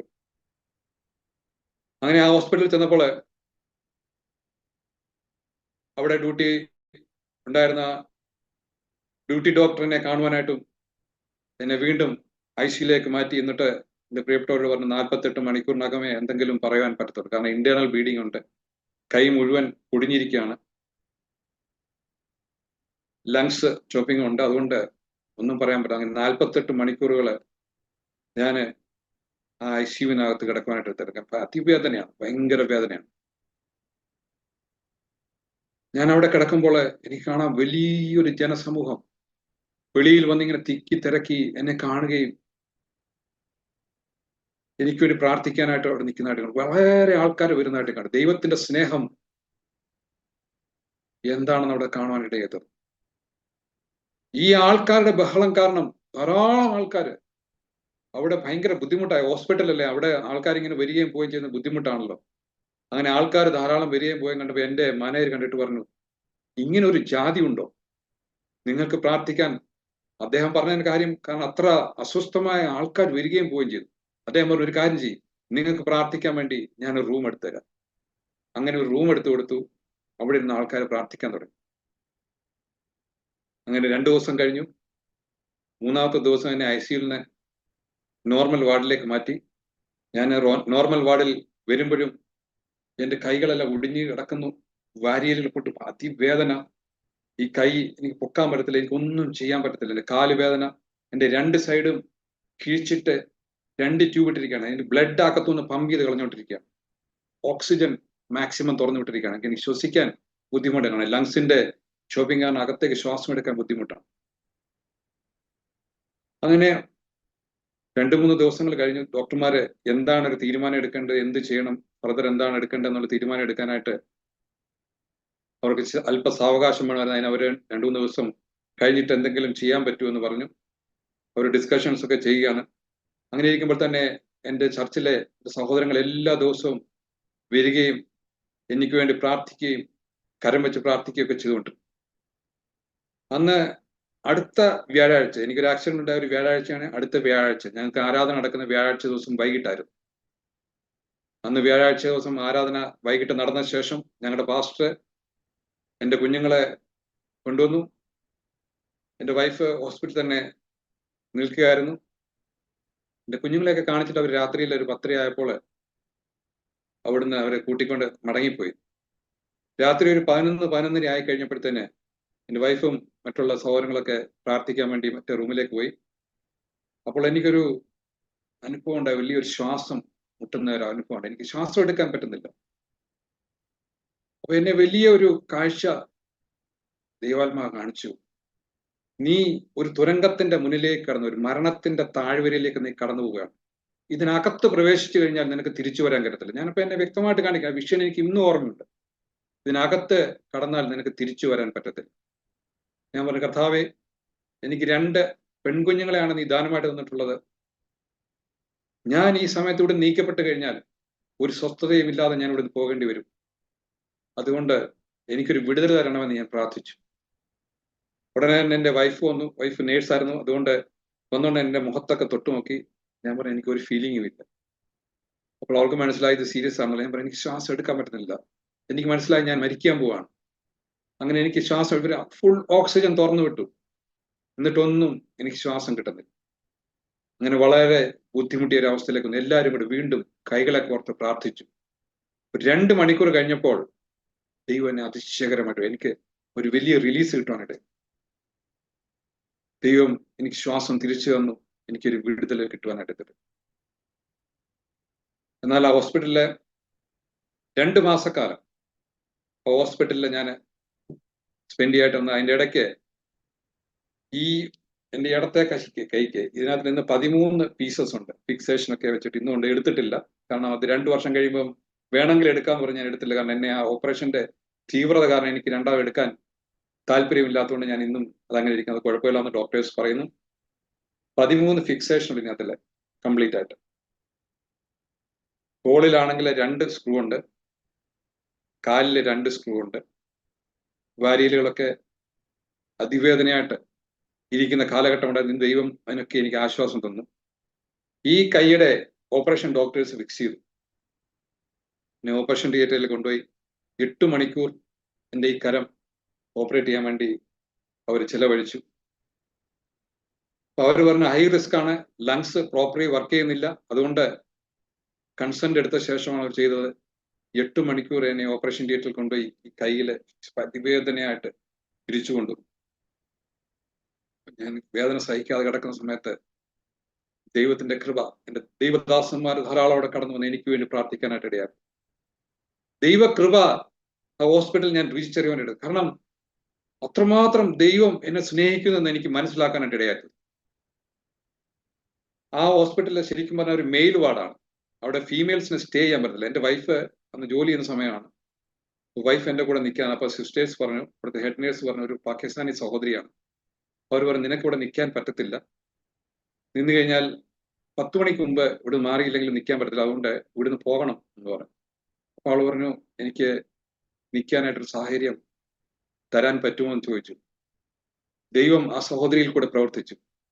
ആ സഹോദരി പറഞ്ഞു, അങ്ങനെ ഒരു പെർമിഷൻ തരാനായിട്ട് ബുദ്ധിമുട്ടാണ്, എന്നാൽ എനിക്ക് വേണ്ടി ഒരു റൂം അവർ വേർതിരിക്കുവാൻ, അവരൊരു പ്രൈവറ്റ് റൂം എനിക്ക് വേണ്ടി വേർതിരിക്കുവാനായിട്ട് എൻ്റെ വൈഫ് എൻ്റെ കൂടെ നിൽക്കുവാനായിട്ട് അവർ സഹായിച്ചു. എനിക്ക് ഇന്നും അറിയത്തില്ല, ദൈവത്തിന്റെ പ്രവർത്തനമാണ്. ആ വാർഡിൽ മുഴുവൻ ഫുള്ളായി കഴിഞ്ഞിട്ടും ഒരു ബെഡിന് വേണ്ടി അവർ നടന്നപ്പോഴും ഈ സഹോദരി പറഞ്ഞ ആ റൂമിൽ പോകാൻ പാടില്ലെന്ന്. അങ്ങനെ ദൈവം അതിശയകരമായിട്ട് ആ റൂമിൽ എൻ്റെ വൈഫിന് നിൽക്കാനായിട്ട് ഇടവന്നു. അതിനുശേഷം ചില ദിവസങ്ങൾ കഴിഞ്ഞപ്പോൾ എൻ്റെ കാലിന്റെ ഓപ്പറേഷൻ ചെയ്തു. അത് 4 മണിക്കൂർ എടുത്തു. അത് കഴിഞ്ഞിട്ട് എൻ്റെ തോള് ഇവിടെ ഓപ്പറേറ്റ് ചെയ്തിട്ട് 2 സ്ക്രൂ ഇട്ടു. അതിന് 4 മണിക്കൂർ ഇട്ടു. തീവ്രമായ വേദനയിൽ ഇങ്ങനെ എനിക്ക് എഴുന്നേക്കാൻ പറ്റത്തില്ല. ഞാൻ കിടക്കുവാണ്, എനിക്കൊന്നും ചെയ്യാൻ പറ്റില്ല. എൻ്റെ കൈ കൊണ്ട് എൻ്റെ മൂക്ക് പോലും ചൊറിയാൻ പറ്റത്തില്ല.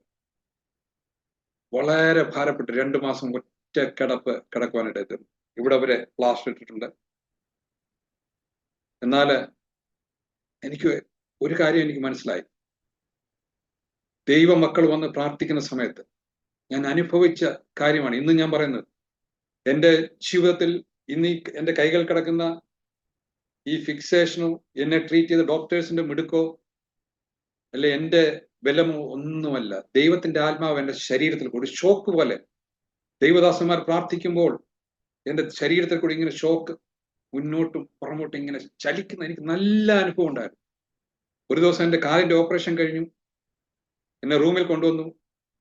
അപ്പോൾ എന്നെ പനിക്കാൻ തുടങ്ങി. ഡോക്ടേഴ്സ് പറഞ്ഞു, പനിച്ചു കഴിഞ്ഞാൽ പ്രശ്നമാണ്, ബുദ്ധിമുട്ടാണ്, അതുകൊണ്ട് വളരെ സൂക്ഷിക്കണം. അവരാകുന്ന നോക്കി എൻ്റെ പനി കുറയുന്നില്ല.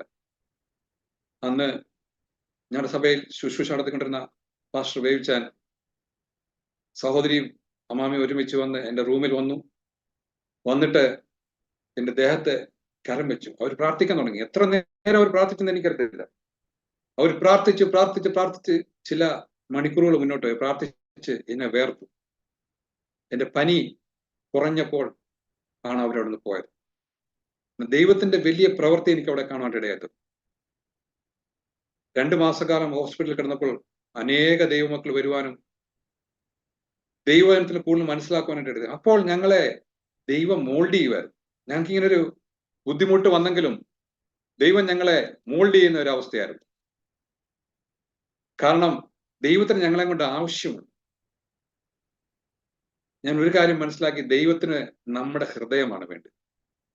നമ്മൾ എത്ര സമർപ്പിക്കപ്പെട്ടാലും ദൈവത്തിന് വേണ്ടി നമ്മൾ സമർപ്പിക്കപ്പെടുവാൻ വാസ്തവമായിട്ട് നമ്മുടെ ഹൃദയത്തെ ചായച്ചെങ്കിലേ ദൈവത്തിന് പ്രവർത്തിക്കാൻ. അത് ഞങ്ങളുടെ ജീവിതത്തിൽ വലിയ അനുഭവമാണ്. എൻ്റെ കുഞ്ഞുങ്ങളെയൊക്കെ മറ്റു സഹോദരങ്ങൾ കൊണ്ടാണ് അവരുടെ വീട്ടിൽ സ്വന്തം കുഞ്ഞുങ്ങളെ പോലെ വളർത്തിയത്. ആ കാലഘട്ടം മുഴുവൻ ദൈവത്തിന്റെ സ്നേഹം രുചിച്ചറിയും. ഞാൻ ഇന്ന് നിങ്ങൾ എന്നോട് ചോദിക്കുകയാണ്, 2 മാസക്കാലം ഞാൻ ഹോസ്പിറ്റലിൽ ബെഡിൽ കിടന്നു, എനിക്ക് എഴുന്നേക്കാൻ വയ്യാതെ. അതിനുശേഷം ഒരു പക്ഷപാതക്കാരനെ എടുത്തുകൊണ്ട് പോകുന്ന പോലെ എന്നെ വീട്ടിലേക്ക് എടുത്തുകൊണ്ട് പോയി. എല്ലാ 2 ആഴ്ച കഴിയുമ്പം എൻ്റെ സഹോദരങ്ങള് ആംബുലൻസിൽ എന്നെ കൂട്ടിക്കൊണ്ട് വീണ്ടും ഹോസ്പിറ്റലിലേക്ക് വരും. എന്നോട് ചോദിച്ചാൽ എത്രമാത്രം വേദന അനുഭവിച്ചെന്ന് ചോദിച്ചാൽ ഞാൻ പറയും, എൻ്റെ ദൈവം, എൻ്റെ യേശുവാണ് എനിക്ക് വേണ്ടി ആ വേദന മുഴുവൻ സഹിച്ചത്. എനിക്ക് ആ 4 മാസക്കാലവും ഞാൻ കിടക്കയിലായിരുന്നപ്പോൾ എൻ്റെ വേദന മുഴുവൻ വഹിച്ച എൻ്റെ യേശു. ഞാൻ ഒട്ടും വേദന അറിഞ്ഞിട്ടില്ലെന്ന് തന്നെ ഞാൻ പറയും. കാരണം എനിക്കറിയില്ല ദൈവം എന്നെ ആ കാലഘട്ടത്തിൽ എത്രമാത്രം ആത്മീയമായ ഒരു പ്രത്യേക ബലം തന്നു എന്നെ മുന്നോട്ട് കൊണ്ടുപോയി എന്ന് എനിക്കറിയില്ല. ഞാൻ അത് രുചിച്ചറിഞ്ഞ വ്യക്തിയാണ്. ഞങ്ങളുടെ ജീവിതത്തിലെ വലിയൊരു ടേണിംഗ് പോയിന്റ് ആയിരുന്നു. അന്ന് പലരും ഞങ്ങളെ ഹോസ്പിറ്റലിലായിരിക്കുന്ന സമയത്ത് റൂമിൽ വന്ന് പ്രാർത്ഥിക്കും. പലരും പെല്ല പറയുന്നത് കേട്ടു, ഇത് ഇനിയും രക്ഷപ്പെടുമോ, വലിയ കഷ്ടമാണ്, ഈ ഒരു കടപ്പ് കണ്ടില്ലേ. അതൊക്കെ കേൾക്കുമ്പം ഹൃദയത്തിന് ഭാരം തോന്നിയെങ്കിലും എന്നെ ചികിത്സിച്ച ഈസ്റ്റേൺ പ്രൊവിൻസിലെ ഏറ്റവും വലിയ ഒരു ഡോക്ടർ, പേരുകെട്ട ഡോക്ടർ, ആ ഡോക്ടറെ 2 പ്രാവശ്യം ഞാൻ കണ്ടിട്ടുള്ളൂ. ഒന്ന്, ഞാൻ ഒ പിയിൽ വരുമ്പോൾ അയാൾ ഓൺ കോളിലുള്ള ഡോക്ടറായിരുന്നു. അതുകൊണ്ട് ഒ പിയിൽ എമർജൻസിയിലുണ്ടായിരുന്നു. അന്നേരം ഞാൻ കണ്ടു. 2ാമത് ഓപ്പറേഷൻ തിയേറ്ററിൽ അയാൾ വന്നിട്ടുണ്ട്. അദ്ദേഹത്തെ ഞാൻ കണ്ടിട്ടില്ല. കാരണം ഞാൻ അബോധാവസ്ഥയിലായിരിക്കുമ്പോൾ എനിക്ക് ശ്രദ്ധിക്കാൻ പറ്റില്ല. ഓപ്പറേഷൻ തിയേറ്ററിൽ വന്നിട്ട് പോകുന്ന ആൾക്കാർ പറഞ്ഞിട്ടുണ്ട്. പിന്നെ ഞാൻ കൺസൾട്ടേഷൻ ചെല്ലുമ്പം ഈ ഡോക്ടറെ അടുത്ത് ഒരു പ്രാവശ്യം അദ്ദേഹം കാണാൻ വേണ്ടി എന്നെ അനുവദിച്ചു. അങ്ങനെ ചെന്ന സമയത്ത് ഞാൻ ഡോക്ടറോട് പറഞ്ഞു, ഡോക്ടറെ, എനിക്ക് ഈ കൈ നൂർക്കാൻ പറ്റുന്നില്ല, മടക്കാൻ പറ്റുന്നില്ല, ഭയങ്കര വേദനയാണ്, എനിക്ക് ഈ കൈ പൊക്കാൻ പറ്റുന്നില്ല. അപ്പം ശരീരത്തിനൊക്കെ വേദന ഇളകി തുടങ്ങി, ബുദ്ധിമുട്ടുകൾ തുടങ്ങി, നടക്കാൻ പറ്റില്ല. 2 കൈ വടി വെച്ചിട്ടാണ് നടക്കുന്നത്. കാരണം ഈ തോളലിന്റെ പൊട്ടിയത് കൊണ്ട് ഇവിടെ വടി വെച്ച് പിടിക്കാൻ ബുദ്ധിമുട്ടാണ്. ഈ കൈ വയത്തോണ്ട് ഈ കൈയിലും ബുദ്ധിമുട്ടാണ്. അതുകൊണ്ട് ആൾക്കാർ താങ്ങിയാണ് എന്നെ കൊണ്ടിരുന്നത്. അപ്പൊ ഡോക്ടർ എന്റെ കൈ നോക്കിയിട്ടുണ്ട്, പറഞ്ഞു, ക്രിയേറ്റർ സൃഷ്ടിച്ച പോലെ നിന്റെ കൈ ഉണ്ടാക്കുവാൻ ഒരു ഡോക്ടർക്കും പറ്റത്തില്ല. അതുകൊണ്ട് നിന്റെ കൈ പൊക്കി നിന്റെ നെറ്റിയിൽ തൊടാൻ നിനക്ക് കഴിഞ്ഞാൽ ഹല്ലേലൂയ, നീ അതുകൊണ്ട് സംതൃപ്തനാകണമെന്നുണ്ടോ. എനിക്ക് വളരെ വിഷമം തോന്നി. ഞാൻ ചോദിച്ചു, ഡോക്ടറെ, എനിക്ക് നടക്കാൻ പറ്റുമോ? അത് നീ പെല്ലെ നടന്ന് നോക്കി, ചിലപ്പം പറ്റും, പഴയ പോലെ നടക്കാൻ പറ്റുമെന്ന് എനിക്ക് പറയാൻ പറ്റത്തില്ല. വളരെ വിഷമം തോന്നി. എന്നാല് എൻ്റെ ഭവനത്തിൽ ഞാൻ മടങ്ങി വന്നു. ദൈവത്തിന്റെ സന്നിധിയിൽ കരയുവാനിട. അന്ന് മാസങ്ങൾ കഴിഞ്ഞു. ദൈവത്തിന്റെ സന്നിധിയിൽ പ്രാർത്ഥിക്കുന്നു. എൻ്റെ ന്യൂ ഇയർ സർവീസ് വരുന്ന സമയത്ത് ആദ്യമായിട്ട് എൻ്റെ ജീവിതത്തിൽ ഡിസംബർ 31-ാം തീയതി രാത്രി വർഷിപ്പിന് കടന്നു പോകാൻ കഴിയാതെ ഞാൻ ഭവനത്തിൽ കിടക്കയിലായിരിക്കും. എനിക്ക് വളരെ സങ്കടം തോന്നി. കാരണം എനിക്ക് കടന്നു പോകാൻ കഴിയത്തില്ല. കഴിഞ്ഞ വർഷം ഈ സമയത്ത് എനിക്ക് ദൈവത്തെ ആരാധിപ്പാൻ തക്കോണം ദൈവം ഇടയാക്കി. ഈ വർഷം എനിക്ക് കഴിയുന്നില്ല. ഞാൻ വളരെ ഭാരപ്പെട്ടു. ഓരോ വെള്ളിയാഴ്ചയും ആരാധന കഴിയുമ്പോൾ ധാരാളം സഹോദരങ്ങള് ആത്മീയ സഭഭേദം എന്നെ എല്ലാവരും എൻ്റെ വീട്ടിൽ വന്ന് എനിക്ക് വേണ്ടി പ്രാർത്ഥിപ്പാനായിട്ട്, എൻ്റെ കൂടെ സമയം ചെലവഴിപ്പാനും എന്നെ ബലപ്പെടുത്തുവാനായിട്ടും ഇടയായത്. യങ്സ്റ്റേഴ്സ് ധാരാളം ഉണ്ട്. അവരെല്ലാം വന്ന് എനിക്ക് വേണ്ടി അവിടുന്ന് പാട്ടുപാടും, ദൈവത്തിനെ ധൈര്യപ്പെടുത്തും, ബലപ്പെടുത്തും. എനിക്ക് വലിയ പ്രചോദനമായിരുന്നു. അങ്ങനെ ഈ ഡിസംബർ 31-ാം തീയതി രാത്രി ഞങ്ങളുടെ സഭയിൽ ആരാധന നടക്കുമ്പോൾ എനിക്ക് കടന്നു ചെല്ലാൻ കഴിയാത്തത് കൊണ്ട് ഒരു ബൈബിൾ മാർക്ക്, ഞങ്ങളുടെ സഭയിൽ എല്ലാ വാക്യം എഴുതിയൊരു ബൈബിൾ, ഒരു പ്രോമിസ് വേർഡ് എല്ലാ വർഷവും സഭയിൽ എല്ലാവർക്കും കൊടുക്കും. അപ്പോൾ എനിക്കും സഭയിൽ നിന്ന് കൊടുത്തു, ഞങ്ങളുടെ വീട്ടിലുള്ള എല്ലാവർക്കും കൊടുത്തു വിട്ടതിൽ എനിക്കും ഒരെണ്ണം കൂടെ. എന്റെ മൂത്ത മോള് അന്ന് ആരാനും കടന്നുപോയി, അവിടേക്ക് കൊടുത്തു വിട്ടു കഴിഞ്ഞപ്പോൾ ഞാൻ ഇന്നും അത് ലാമിനേറ്റ് ചെയ്ത് സൂക്ഷിച്ചിട്ടുണ്ട്. എനിക്ക് കിട്ടിയ വാക്യം സങ്കീർത്തനം 34:10 ബാലസിംഹങ്ങളും ഇരകിട്ടാതെ വിശന്നിരിക്കും, യഹോവയെ അന്വേഷിക്കുന്നവർക്ക് ഒരു നന്മയ്ക്കും കുറവില്ല. ഞാൻ ആ വാക്യം കണ്ട് എന്നെ ബലപ്പെടുത്തി. എനിക്ക് വളരെ സന്തോഷം തോന്നി. ഞാനതെടുത്ത് ബൈബിൾ വെച്ചു. പിറ്റേ ദിവസം വെള്ളിയാഴ്ച മറ്റു സഭയിൽ ആരാധിക്കുന്നതിന്റെ യങ്സ്റ്റേഴ്സായ കുറെ സഹോദരങ്ങൾ വന്നു. അവരും എനിക്ക് വേണ്ടി ഒരു ബൈബിൾ മാർക്ക് കൊണ്ടുത്തന്നു. ഹല്ലേലൂയ. അതില് എനിക്ക് തന്ന വാക്യം ദൈവത്തിന്റെ പ്രോമിസ് അങ്ങനെയാണെന്നുള്ള ഉറപ്പിച്ച് പറയത്തക്കണം. സങ്കീർത്തനം 34:10 തന്നെയായിരുന്നു. ഹല്ലേലൂയ. ഞാൻ ലാമിനേറ്റ് ചെയ്ത് സൂക്ഷിച്ചിട്ടുണ്ട്. എന്റെ ദൈവത്തിന്റെ വാഗ്ദത്തം, നമ്മള് തകർന്നിരിക്കുമ്പോൾ നമ്മളെ തകർത്ത് കളയാത്ത ദൈവത്തിന്റെ വാഗ്ദത്തം, ആ വാഗ്ദത്തം ഞാൻ ദൈവത്തെ സൂക്ഷിക്കും. ഇതിലെല്ലാം എന്നെയും എന്റെ കുടുംബത്തെയും ദൈവം താങ്ങി നടത്തി. എനിക്ക് വേണ്ടി എന്റെ ഭാര്യയെ പറ്റി ഞാൻ പറയാം, എനിക്ക് വേണ്ടി വളരെയധികം കണ്ണുനീരൊഴുക്കുവാൻ പ്രാർത്ഥിക്കാൻ അന്ന് മുതൽ തുടങ്ങി. അവൾ പലരും ഹോസ്പിറ്റലിൽ വന്ന് എനിക്ക് നടക്കാൻ കഴിയത്തില്ലെന്ന് പറയുമ്പോൾ ബാത്റൂമിൽ കയറുന്ന പൊട്ടിക്കരയും. എന്നോട് പറയത്തില്ല, വളരെ പൊട്ടിക്കരയും. എനിക്ക് നടക്കാൻ പറ്റും. എന്നിട്ട് അവൾ പറഞ്ഞു, വീട്ടില് എന്റെ ഹസ്ബൻഡ് ആണെന്ന് പറഞ്ഞ് ഇരിക്കാനെങ്കിലും ദൈവമേ എനിക്ക് തിരിച്ചു തരണമെന്ന് പ്രാർത്ഥിച്ചിട്ട് അങ്ങനെ പ്രാർത്ഥിക്കാനായിട്ട് തുടങ്ങി. അന്ന് മുതൽ ഒരു പ്രാർത്ഥനാ വീരയായിട്ട് അവൾ തീരുവാനായിട്ട് ഇടയായിരുന്നു. ഞങ്ങളുടെ ജീവിതത്തിൽ കർത്താവ് വേണ്ട രീതിയിൽ മാറാൻ വേണ്ടി ദൈവം ഞങ്ങളുടെ ജീവിതത്തിൽ കൊണ്ടുവന്ന അനുഭവമായിരുന്നു. അന്ന് മുതൽ പ്രാർത്ഥിക്കാൻ തുടങ്ങി. ഞങ്ങളുടെ ജീവിതത്തില് ദൈവം അങ്ങനെ ഒരു അനുഭവം കൊണ്ടുവന്നു. പലരും എന്നോട് പറഞ്ഞു, നീ ഇനി വാഹനം ഓടിക്കത്തില്ലെന്ന് പറഞ്ഞു. അപ്പൊ എനിക്ക്, കാരണം സൗദി അറേബ്യയിൽ വാഹനം ഇല്ലെങ്കിൽ നമ്മൾ മറ്റുള്ളവരെ ഡിപ്പെൻഡ് ചെയ്യണം. നമ്മുടെ നാട്ടിൽ സൈക്കിൾ ഉള്ള പോലെ തന്നെ ഇവിടെ ഒരു വാഹനം ഇല്ലാതെ പറ്റത്തില്ല. അങ്ങോട്ടും ഇങ്ങോട്ടും പോകണമെങ്കിൽ, ഓഫീസിൽ പോകണമെങ്കിൽ. കുറെ നാളുകളൊക്കെ എന്നെ ഓഫീസിൽ നിന്ന് വണ്ടി വന്ന് അങ്ങോട്ട് കൊണ്ടുപോയി തിരിച്ചവർ കൊണ്ടുപോയി.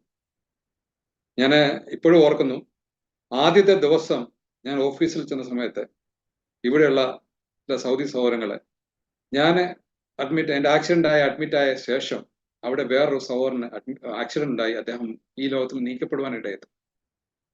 അപ്പോൾ ഞാൻ തിരിച്ചിരുന്ന ആദ്യത്തെ ദിവസം ചില സഹോദരങ്ങൾ എന്നെ കണ്ടുകൊണ്ട് എന്നോട് പറഞ്ഞു, ഗോസ്റ്റ് വരുന്നു, കാരണം മരിച്ചു പോയവൻ തിരിച്ചു വരുന്നത്. ഞാൻ ദൈവത്തെ മഹത്വപ്പെടുത്തി. അവരുടെയൊക്കെ മുന്നിൽ ദൈവത്തിന്റെ വലിയ പ്രവൃത്തി വെളിപ്പെടുവാൻ തക്കോണം ദൈവം ഇടയാക്കി തീർന്നു. ഞങ്ങളുടെ പ്രാർത്ഥനാ ജീവിതത്തിൽ മാറ്റങ്ങൾ വരുവാനായിട്ട് ദൈവം എന്നോട് പറഞ്ഞു, നിന്റെ ജീവിതത്തിൽ ഞാൻ നിന്റെ കൂടെ ഉണ്ട്, നിന്നെ ഞാൻ കൈവിടുകയില്ല. 92-ാം സങ്കീർത്തനത്തിൽ പറയുന്നത്, യഹോവയ്ക്ക് സ്തോത്രം ചെയ്യുന്ന അത്യുന്നതനായുള്ള നിന്റെ നാമത്തെ കീർത്തിക്കുന്നതും 10 കമ്പിയുള്ള വാദിത്രം കൊണ്ടും വീണ കൊണ്ടും ഗംഭീര സ്വരമുള്ള കിന്നരം കൊണ്ടും രാവിലെ നിന്റെ ദയയും രാത്രി തോറും നിന്റെ വിശ്വസ്തയും വർണ്ണിക്കുന്നതല്ലേ. എന്റെ ജീവിതത്തിൽ പ്രിയപ്പെട്ടവരെ, എന്നെ കേൾക്കുന്ന സഹോദരങ്ങളെ, ഞാൻ ഒരു കാര്യം നിങ്ങളോട് പറയണം. നിങ്ങളുടെ ജീവിതത്തിൽ എല്ലാവരും ഒരു നോ പറയുന്ന അവസരം നിങ്ങളുടെ ചുറ്റും ഉണ്ടായിരിക്കും. നിങ്ങൾ ഇനിയും രക്ഷപ്പെടില്ല. നിങ്ങളുടെ ജീവിതത്തിൽ ഇനി നിങ്ങൾ ഗതി പിടിക്കുകയില്ല. നിങ്ങളുടെ പ്രശ്നങ്ങൾ മേൽ ഒരു വിടുതൽ ഉണ്ടാകില്ലെന്ന് നെഗറ്റീവ് പറയുവാൻ നമ്മുടെ ചുറ്റും ധാരാളം ആൾക്കാർ. എന്നാൽ ദൈവത്തിന്റെ ഒരു വാക്ക്, ഞാൻ നിന്നെ വിടുവിക്കുന്ന യഹോവയാകും. ആ ദൈവത്തിന്റെ കൃപ നമ്മുടെ കൂടെ ഉണ്ടെങ്കിൽ എല്ലാവരും നമ്മളെ ഒറ്റപ്പെടുത്തിയാലും നമ്മളെ വിടുവിക്കാൻ കഴിയുന്ന ഒരു കർത്താവുണ്ട്. എന്റെ ജീവിതത്തിന്റെ അനുഭവമാണ്. എന്റെ ജീവിതത്തിൽ ഇന്ന് വരെ ഞാൻ അനുഭവിച്ചതാണ്. മരണത്തിന്റെ കിടക്ക മാറ്റിവിരിക്കാൻ നമ്മുടെ കർത്താവിന് കഴിയത്തു. ദൈവത്തിന് നമ്മളെ കൊണ്ട് ഉദ്ദേശം, ആ ഉദ്ദേശത്തിൽ വരുന്നവരെ ദൈവം നമ്മളെ പിടിക്കും. ഞാൻ വാഹനം ഓടിക്കത്തില്ലെന്ന് എല്ലാവരും പറഞ്ഞു, ഡോക്ടേഴ്സും പറഞ്ഞു, ബുദ്ധിമുട്ടാണെന്ന് പറഞ്ഞു. അങ്ങനെ ചില ദിവസങ്ങളൊക്കെ ഞാൻ കമ്പനിയുടെ വാഹനത്തിലും ഓഫീസിൽ പോവുകയും തിരിച്ചു വരികയൊക്കെ ചെയ്തു. അങ്ങനെ ഒരു ദിവസം ഇങ്ങനെ വടിയും കുത്തി ഇങ്ങനെ കടന്നു പോവാണ്. കുറച്ചൊക്കെ ഒരു 6 മാസം കൊണ്ട് കുറച്ചൊക്കെ നടക്കാനായിട്ടൊക്കെ ആയി. ഞങ്ങളുടെ അവിടെ കയറി പോകണമെങ്കിൽ 48 സ്റ്റെപ്പ് ആണ്, ലിഫ്റ്റ് ഇല്ല. അപ്പൊ അത്രയും സ്റ്റെപ്പ് ഇങ്ങനെ പെല്ലെ പിടിച്ചു വേണം കയറി പോകാൻ. അങ്ങനെ ഒരു 6 മാസം കഴിഞ്ഞ് ഒറ്റ വടിയുടെ സഹായത്തിൽ ഞാനിങ്ങനെ നടക്കാനായിട്ട് തുടങ്ങി. അപ്പോഴും എന്നെ ഓഫീസിൽ നിന്ന് വണ്ടി വന്നാണ് കൊണ്ടുവന്ന്. അങ്ങനെ ഒരു ദിവസം ഞാൻ തിരിച്ചു വരുന്ന സമയത്ത് ഒരു ചുമന്ന ഒരു കാർ അവിടെ കിടക്കുന്നു. അപ്പോൾ ഞാൻ ആഗ്രഹിച്ച ശരിയാണോ തെറ്റാണോ എന്ന് എനിക്കറിയത്തില്ല. ഞാൻ പറയുന്നത് കാറിനെ പറ്റിയൊന്നുമല്ല, എന്റെ ദൈവത്തിന്റെ പ്രവൃത്തിയെ പറ്റിയാണ് ഞാൻ പറയാൻ വരുന്നത്. ഞാൻ പറഞ്ഞു, കർത്താവെ, ഈ വാഹനം എനിക്ക് കിട്ടിയിരുന്നു. ഞങ്ങൾക്ക് ഒരു ഓട്ടോമാറ്റിക് വാഹനമാണ്. ഇത് കിട്ടിയിരുന്നെങ്കിൽ എനിക്ക് ഉപയോഗിക്കാമായിരുന്നു എന്ന് ഞാൻ ചിന്തിച്ചു. മനസ്സിലിങ്ങനെ ചിന്തിച്ചു. അപ്പൊ എല്ലാവരും പറയുന്നത് വണ്ടി ഓടിക്കാൻ പറ്റത്തില്ല. ഞാൻ ആ ചിന്ത അവിടെ വിട്ടു, കയറിപ്പോയി. എനിക്കൊന്ന് 1-2 മാസം കഴിഞ്ഞപ്പോൾ ഞാൻ കണ്ട ആ കാർ അതേ സ്ഥാനത്തിട്ട് ഫോർ സെയിൽ എന്ന് അത് എഴുതിയിട്ടിരിക്കുന്നു. അപ്പം എനിക്ക് വാഹനം ഓടിക്കാം എന്നുള്ളൊരു ചെറിയ ഓട്ടോമാറ്റിക് വാഹനമാണെങ്കിൽ ഓടിക്കാം എന്നുള്ളൊരു ചിന്ത എന്റെ മനസ്സിൽ. ഞാൻ ആ നമ്പറിൽ വിളിച്ചു കഴിഞ്ഞ ഉടനെ ആ സഹോദരന്, ഒരു അറബി സഹോദരനായിരുന്നു, അദ്ദേഹം ഇറങ്ങി വന്ന് സംസാരിച്ചു. പ്രിയ ദൈവമക്കളെ, ആ വാഹനം ദൈവം എനിക്ക് തന്നു. അങ്ങനെ ഡോക്ടേഴ്സ് വിധി എഴുതി ഞാൻ ഡ്രൈവ് ചെയ്തെന്ന് പറഞ്ഞെടുത്ത് ഞാൻ അന്ന് ആദ്യമായിട്ട് വാഹനം ഡ്രൈവ് ചെയ്യാനിടയായി. ഹല്ലേലൂയ! എന്റെ ദൈവത്തിന്റെ നാമം മഹത്വപ്പെടട്ടെ.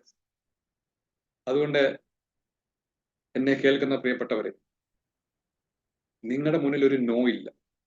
നമ്മുടെ നാവിന് ദൈവം തന്നിരിക്കുന്ന അധികാരമുണ്ട്. നമ്മൾ ഒരിക്കലും ദൈവത്തിന്റെ സന്നിധിയിൽ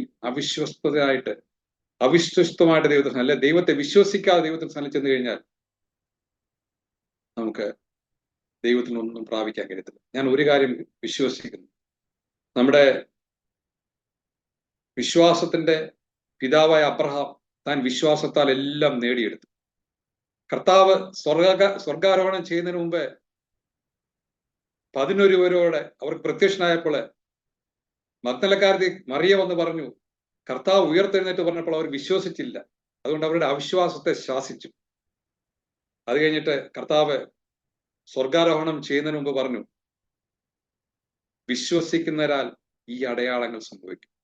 നിങ്ങൾ ഭൂതത്തെ പുറത്താക്കും, രോഗികളെ മേൽ നിങ്ങൾ കൈവച്ചാൽ സൗഖ്യം പ്രാപിക്കും, പരിശുദ്ധാത്മാവിൽ നിറയും. ഇതെല്ലാം ദൈവം വിശ്വസിക്കുന്നവരാൽ സാധിക്കും എന്നൊരു പ്രോമിസാണ്. അത് വേറെ ആരുമല്ല പറഞ്ഞത്, നമ്മുടെ കർത്താവായ യേശു ക്രിസ്തു നമുക്ക് തന്നിട്ട് പോയ വാഗ്ദത്തമാണ്. അത് ഞാൻ അപ്പാടെ വിശ്വസിക്കും. കാരണം 12 വർഷക്കാലം രക്തസ്രാവമുള്ള സ്ത്രീ താന് കർത്താവ് കടന്നു പോകുന്ന വഴിയില് കർത്താവിന്റെ വസ്ത്രത്തിന്റെ തൊങ്ങലില് ചെന്നൊന്ന് തൊട്ടാൽ എനിക്ക് സൗഖ്യം വരുമെന്നൊരു വിശ്വാസം അവിടെ മനസ്സിൽ വന്നു. താൻ പല വൈദ്യന്മാരെടുത്ത് പോയി, പല ട്രീറ്റ്മെന്റ് എടുത്തു. ഇതൊക്കെ ആയിട്ടും തനിക്കൊരു സൗഖ്യം കിട്ടിയില്ല. അപ്പൊ അനേക രോഗികളെ കർത്താവ് സൗഖ്യമാക്കുന്ന വാർത്ത ഈ സഹോദരിയുടെ ചെവിയിൽ എത്തിയിരിക്കുക. അപ്പോൾ ഈ സഹോദരി പറഞ്ഞു, ഇനിയും ഞാൻ ആ കർത്താവിന്റെ അടുത്തോട്ടൊന്ന് ചെന്ന് നോക്കട്ടെ. അപ്പോൾ അവളെ മനസ്സിൽ വിശ്വസിച്ചു, ഈ കർത്താവിന്റെ തൊങ്ങലിലെങ്കിലും ഒന്ന് എനിക്ക് തൊടാൻ കഴിഞ്ഞാൽ എനിക്ക് സൗഖ്യം പ്രാപിക്കാമെന്നൊരു വിശ്വാസം നമ്മുടെ ജീവിതത്തിൽ കടന്നു വരാനുണ്ട്.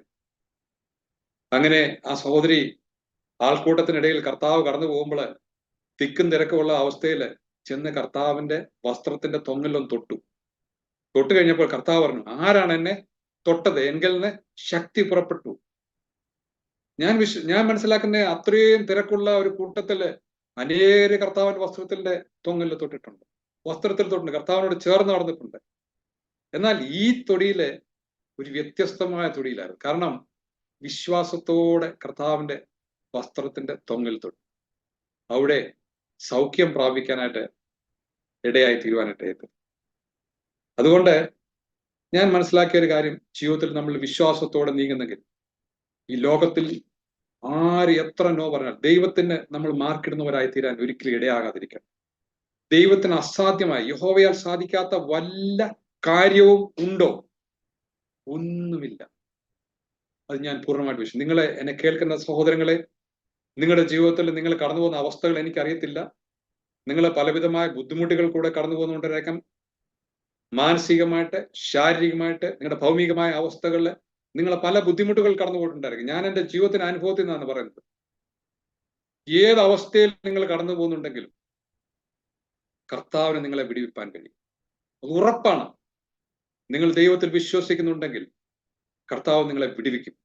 നിങ്ങൾ സമർപ്പണത്തോടെ, കർത്താവേ, ഞാനിൽ വിശ്വസിക്കുന്നു, എന്നെ ഒന്ന് വിടുവിക്കണേ എന്ന് പ്രാർത്ഥിച്ചു കഴിഞ്ഞാൽ അതിന് ഉത്തരം കിട്ടുമെന്നുള്ള ഉറപ്പാണ്, ഉറപ്പാണ്, ഉറപ്പാണ്. യാതൊരു സംശയവും. ഈ കാലഘട്ടങ്ങളൊക്കെ നമ്മൾ വിട്ടുപോകും. നമ്മളെപ്പറ്റി അല്ലെ എന്നെ പറ്റി ദൈവം ആഗ്രഹിക്കുന്നത് ആ നിത്യതയിൽ നമ്മൾ ചെന്നെത്തണം. നമ്മളെപ്പറ്റി ദൈവം ആഗ്രഹിക്കുന്ന അൾട്ടിമേറ്റ് ആയിട്ടുള്ള ഉദ്ദേശം അതാണ്. നമുക്ക് ഭൗമികമായിട്ടുള്ള ആവശ്യങ്ങളുണ്ട്, ആത്മീയമായിട്ടുള്ള ആവശ്യങ്ങളുണ്ട്. നമ്മൾ പലവിധമായ ഈ ലോകത്തിൽ നമ്മൾ ജീവിക്കുമ്പോൾ പല കാര്യങ്ങളും നമുക്ക് ആവശ്യമുണ്ട്. അതെല്ലാം ദൈവം തരും. എന്നാൽ അതിലൊക്കെ ഉപരിയായിട്ട് നമ്മുടെ ഏറ്റവും വലിയ സമ്പാദ്യം എന്ന് പറഞ്ഞു കഴിഞ്ഞാൽ ദൈവത്തെ നമ്മൾ സ്വീകരിക്കുകയും ആ നിത്യതയിൽ നമുക്കൊരു സീറ്റ് കിട്ടുവാൻ. നമ്മൾ ഇത്രമാത്രം പൗലോസ് പറഞ്ഞില്ലേ, ഓട്ടക്കളത്തിൽ ഓടുന്നവർ അനേകരെങ്കിലോ ബിരുദ പ്രാപിക്കുന്നവൻ ഏകനാണ്. അനേകർ ഓടുന്നുണ്ട്. നമ്മൾ ഒരു ഓട്ടക്കാരാണ്. ആ കൂട്ടത്തിലൊക്കെ നമ്മളൊരു ഓട്ടക്കാർ മാത്രമാണ്. എന്നാൽ അതിൽ ബിരുദ പ്രാപിക്കാൻ ഒരാൾക്ക് കഴിയുന്നു. ആ ബിരുദ നമുക്ക് ലഭിക്കണമെന്നുള്ള ഒരു ഉദ്ദേശത്തോടെ, അത്രമാത്രം തീവ്രതയോടെ നമ്മുടെ സമയം, നമ്മുടെ ചുറ്റുമുള്ള പ്രശ്നങ്ങളെ, അല്ലെ നമ്മൾ ഇടത്തോട്ടും വലത്തോട്ടും ഒക്കെ നോക്കി ധാരാളം പ്രശ്നങ്ങളുണ്ട്. നമ്മളെ തന്നെ പുറമോട്ട് വലിക്കുന്ന പ്രശ്നങ്ങളുണ്ട്. ലോത്തിന്റെ ഭാര്യയോട് പറഞ്ഞു തിരിഞ്ഞു നോക്കൽ എന്ന് പറഞ്ഞു വിട്ട സ്ഥലത്ത് പുറകിലുള്ള അവസ്ഥയെ തിരിഞ്ഞു നിന്ന് നോക്കി. അവിടെയാണ് പരാജയം. നമ്മൾ വിളിച്ചവന്റെ മുന്നിലേക്ക് വിശ്വസ്തയോടെ നമുക്ക് ഓടാൻ പറ്റുമെങ്കിൽ ആ നിത്യരാജ്യത്തിൽ ചെന്നെത്തുവാൻ ദൈവം നമ്മളെ സഹായിക്കും. അതാണ് എന്റെയും നിങ്ങളുടെ എല്ലാം ജീവിതത്തിൽ അൾട്ടിമേറ്റ് ദൈവം ഉദ്ദേശിക്കുന്നത്. എന്നാല് ഈ ലോകത്തിൽ നമുക്ക് ദൈവം തരുമെന്ന് പറഞ്ഞ വാഗ്ദത്തങ്ങളൊക്കെ തരും. ദൈവത്തിന്റെ വാഗ്ദത്തങ്ങളെല്ലാം ഉവ്വാണ്. അതുകൊണ്ട് നമ്മുടെ വായ കൊണ്ട് ഒരിക്കലും നമുക്ക് ഇങ്ങനെ സംഭവിച്ചു പോയല്ലോ, അല്ലെ എനിക്കിനി ഇങ്ങനെ വരത്തില്ല, അല്ലെ എനിക്കിനി ശരിയാകയില്ല, അത് നമ്മളല്ല തീരുമാനിക്കും, നമ്മുടെ കർത്താവാണ്. കർത്താവിന് കഴിയാത്ത ഒരു കാര്യവും. ഞാൻ ഈ സമയത്ത് വളരെ സന്തോഷമുള്ളവനാണ്. കാരണം എൻ്റെ ജീവിതത്തിലെ ഏറ്റവും വലിയ ആഗ്രഹമാണ് എൻ്റെ ജീവിതത്തിലുണ്ടായ ഈ സാക്ഷ്യം മറ്റുള്ളവരോട് സ്പ്രെഡ് ചെയ്യാറുള്ളത്. ഞാൻ വലിയ ഒരു പ്രാസംഗികനൊന്നുമല്ല. എന്നാൽ ദൈവം എനിക്ക് ചെയ്ത ഉപകാരം, പ്രിയപ്പെട്ടവരെ, ഒരാൾക്കെങ്കിലും, ഒരു വ്യക്തിക്കെങ്കിലും അത് അനുഗ്രഹമായി തീർന്നെങ്കിൽ, വിടുതലായി തീർന്നെങ്കിൽ അതെന്റെ ജീവിതത്തിലെ വലിയ ഭാഗ്യം. അതുകൊണ്ട് എന്നെ ശ്രവിക്കുന്ന ഈ അരോമ ടിവിയിലെ പ്രേക്ഷകര് അനേകര് ഇത് ശ്രവിക്കാനായിട്ട് ഇടയായി തീരട്ടെ. നിങ്ങളുടെ ജീവിതത്തിൽ നിങ്ങളെ നേരിട്ട പ്രശ്നങ്ങൾ, അല്ലെ നേരിടുന്ന പ്രശ്നങ്ങൾ എന്തുമായിക്കോട്ടെ, നിങ്ങൾ ഒരു രീതിയിലും ഭാരപ്പെടേണ്ട. കർത്താവ് നിങ്ങളുടെ കൂടെയുണ്ട്. രാത്രി മുഴുവൻ വല വീശിയിട്ട് ശിമോൻ പത്രോസ് വളരെ ഭാരപ്പെട്ട് തിരിച്ചു വന്നു, ഒന്നും കിട്ടിയില്ല. എന്നാൽ കർത്താവിന്റെ വാക്കിന് വലയിറക്കാൻ കർത്താവ് പറഞ്ഞു, നീ പടകിന്റെ വലതുവശത്തേക്ക് വല വീശാൻ പറഞ്ഞു. നമ്മളൊക്കെ ആണെങ്കിൽ നമ്മുടെ ഈ ലൗകികമായ ചിന്ത വെച്ച് നോക്കുകയാണെങ്കിൽ വളരെ കഴിവുള്ള, അല്ലെ കടലിനെ നല്ലതായിട്ട് അറിയാവുന്ന ഒരു വ്യക്തിയോട് പറയുകയാണ് നീ വലതുവശത്തേക്ക് വല വീശാൻ പറഞ്ഞാൽ നമ്മൾ ഇത്രയും ഞങ്ങള് കാര്യങ്ങളൊക്കെ ചെയ്തു, ഞങ്ങൾക്ക് ഇതിനെപ്പറ്റി നല്ല കാര്യമായിട്ട് അറിയാവുന്നതാണ്, അതിന്റെ ആവശ്യമില്ല എന്ന് പറഞ്ഞിരുന്നെങ്കിൽ ഒന്നും ലഭിക്കും. എന്നാൽ കർത്താവിന്റെ വാക്കിന് വല വീശിപ്പു. കർത്താവ് കൽപ്പിച്ച് എല്ലാ മത്സ്യങ്ങളോടും പറഞ്ഞു ഈ വലയിൽ നീ വന്ന് കയറാൻ പറഞ്ഞു. കർത്താവിന്റെ പ്രവൃത്തിയെ മാക്കിടുവാൻ നമ്മൾ ആരുമല്ല. കർത്താവിന് നമ്മുടെ ജീവിതത്തിൽ എന്തും ചെയ്യുവാനായിട്ട് കഴിയും. അതിന് യാതൊരു സംശയമില്ല. എൻ്റെ ജീവിതം ഒരു തുറന്ന പുസ്തകമാണ്. നിങ്ങളെ ഇത് ഇൻസ്പയർ ചെയ്യുമെന്ന് ഞാൻ വിശ്വസിക്കുന്നു. നിങ്ങൾ ഒരിക്കലും തളർന്നു പോകല്ലേ. വിശ്വാസത്തിന്റെ പോരിൽ നിങ്ങൾ മുന്നോട്ട് നീങ്ങുക. നിങ്ങൾ ദൈവത്തെ കർത്താവായ യേശുക്രിസ്തുവിനെ രക്ഷിതാവായി സ്വീകരിച്ച് മുന്നോട്ട് പോയി നല്ലൊരു ഭാവി, ഒരു നിത്യതയ്ക്ക് വേണ്ടിയുള്ള ഒരു സമ്പാദ്യം നമ്മുടെ ജീവിതത്തിൽ, അത് അനുഗ്രഹമാണ്. ഞാൻ ഈ വിശ്വാസം വരുന്നതിന് മുമ്പേ ചിന്തിച്ച ഒരു കാര്യമാണ് കേട്ടോ. നമ്മുടെ ചില തെറ്റിദ്ധാരണകളാണ്. ഞാൻ വിചാരിച്ചു ഇതിനകത്ത് വന്നു കഴിഞ്ഞാൽ നമ്മുടെ ഈ സ്വാതന്ത്ര്യത്തിന് ഒരു ലോക്ക് വീഴും. കാരണം നമുക്ക് നമ്മുടെ യഥേഷ്ടം ജീവിക്കാൻ പറ്റത്തില്ല. ശരിയാണ്. നമ്മുടെ ജീവിതത്തില് നമ്മൾ ക്രിസ്തുവിനെ സ്വീകരിച്ചു കഴിയുമ്പോൾ ചിലയിടത്ത് ലോക്ക് വീഴും. ലോക്ക് വീഴേണ്ട സ്ഥലത്തൊക്കെ ലോക്ക് വീഴും. എന്നാൽ ചിലയിടത്ത് ലോക്ക് വീണ് കിടന്ന സ്ഥലങ്ങളുണ്ട്, നമ്മൾ അറിയാത്ത വഴികളുണ്ട്, അതൊക്കെ അങ്ങ് തുറക്കും. അപ്പോഴാണ് ഈ ദൈവിക സന്തോഷത്തെ നമ്മൾ മനസ്സിലാക്കും. ഈ ലോകത്തിൽ എന്തൊക്കെ നേടിയാലും ക്രിസ്തുവിനെ നേടാൻ നമുക്ക് കഴിഞ്ഞില്ല, ക്രിസ്തുവിന് വേണ്ടി ആകാൻ നമുക്ക് കഴിഞ്ഞില്ലെങ്കിൽ നമ്മുടെ ജീവിതത്തിൽ എന്തൊക്കെ നേടിയാലും അതെല്ലാം പാഴാണ്. ഞാൻ വിദ്യാഭ്യാസം ചെയ്യുന്ന സമയത്ത് ഞാൻ അത്ര എക്സ്ട്രാ പെർഫോമൻസ് ഉള്ള ഒരു വ്യക്തിയൊന്നും അല്ലായിരുന്നു. എന്നാൽ എൻ്റെ കൂടെ പഠിച്ച അനേക വലിയ മിടുക്കന്മാരുണ്ട്. അവരെ അനുഭവങ്ങളൊക്കെ കാണുമ്പോൾ എൻ്റെ ദൈവം എൻ്റെ ജീവിതത്തെ പറ്റി എന്നെ ഓർമ്മിക്കും. വളരെ മാത്സിന് വളരെ മിടുക്കനായിട്ടുള്ളൊരു സഹോദരനുണ്ടായിരുന്നു എൻ്റെ കൂടെ പഠിച്ച്. വളരെ മിടുക്കനായിരുന്നു. ഒരു മാർക്ക് പോലും അവൻ മാത്സിന് പോകത്തില്ലായിരുന്നു. കുറെ വർഷങ്ങൾക്ക് മുമ്പ് ഞാൻ നാട്ടിൽ ചെല്ലുമ്പോൾ ഞാൻ കേൾക്കുവാനെടുത്ത ആ സഹോദരൻ മദ്യപാനം ചെയ്ത് ഈ ലോകത്തിൽ നീക്കപ്പെടുവാനിട്ട്. വേറൊരു സഹോദരന് നിരാശ കാരണം ഈ ലോകത്തിൽ നിന്ന് ആത്മഹത്യ ചെയ്യാനുണ്ട്.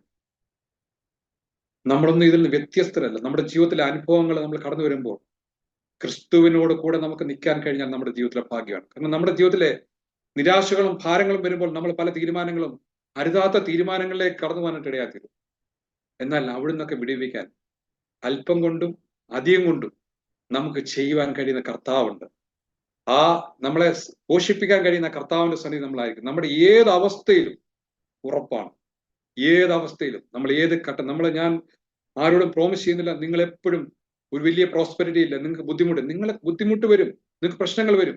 എന്നാൽ ആ പ്രശ്നങ്ങളെക്കാൾ വലിയവനായ കർത്താവ് നമ്മളോട് കൂടെ ഉള്ളപ്പോൾ ആ പ്രശ്നങ്ങളെ മറികടക്കുവാൻ, അതിന് മുകളിൽ നമ്മളെ ഉയർത്തുവാൻ എൻ്റെ അപ്പന് കഴിയും. അതെനിക്ക് ഉറപ്പാണ്.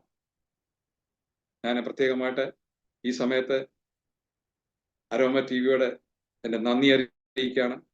കാരണം എൻ്റെ ജീവിതത്തിലെ വലിയൊരു ആഗ്രഹമാണ് സാധിച്ചത്. പ്രത്യേക പാസ്റ്റർ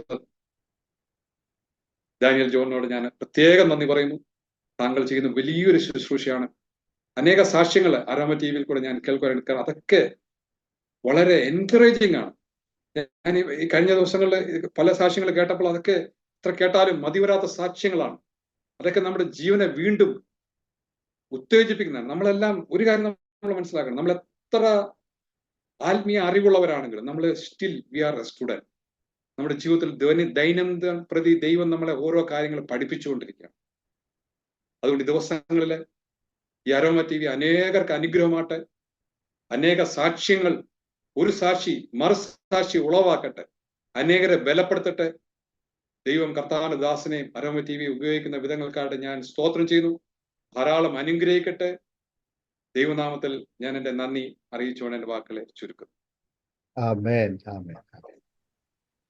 ഒരു എയർഫോഴ്സ് ഉദ്യോഗസ്ഥന്റെ മകനായി, ഒരു അധ്യാപികയുടെ മകനായി, 3 മക്കളില് രണ്ടാമനായി ജനിച്ച് കേരളത്തിൽ ഇടയാറന്മുള എന്ന് പറയുന്ന സ്ഥലത്ത് ഒരു മർത്തോമാ കുടുംബത്തിൽ വളർത്തപ്പെട്ട ആ ഒരു ബാല്യകാലം, വിദ്യാഭ്യാസം, തുടർന്ന് മാതാവിൻ്റെ അപകടം, പെട്ടെന്നുണ്ടായതായ ആ ഒരു അപകടം മാസങ്ങളോളം, ചില വർഷങ്ങളോളം തന്നെ അത് ആ കുടുംബത്തെ വല്ലാതെ സ്വാധീനിക്കുവാൻ ഇടയായി തീർന്നു.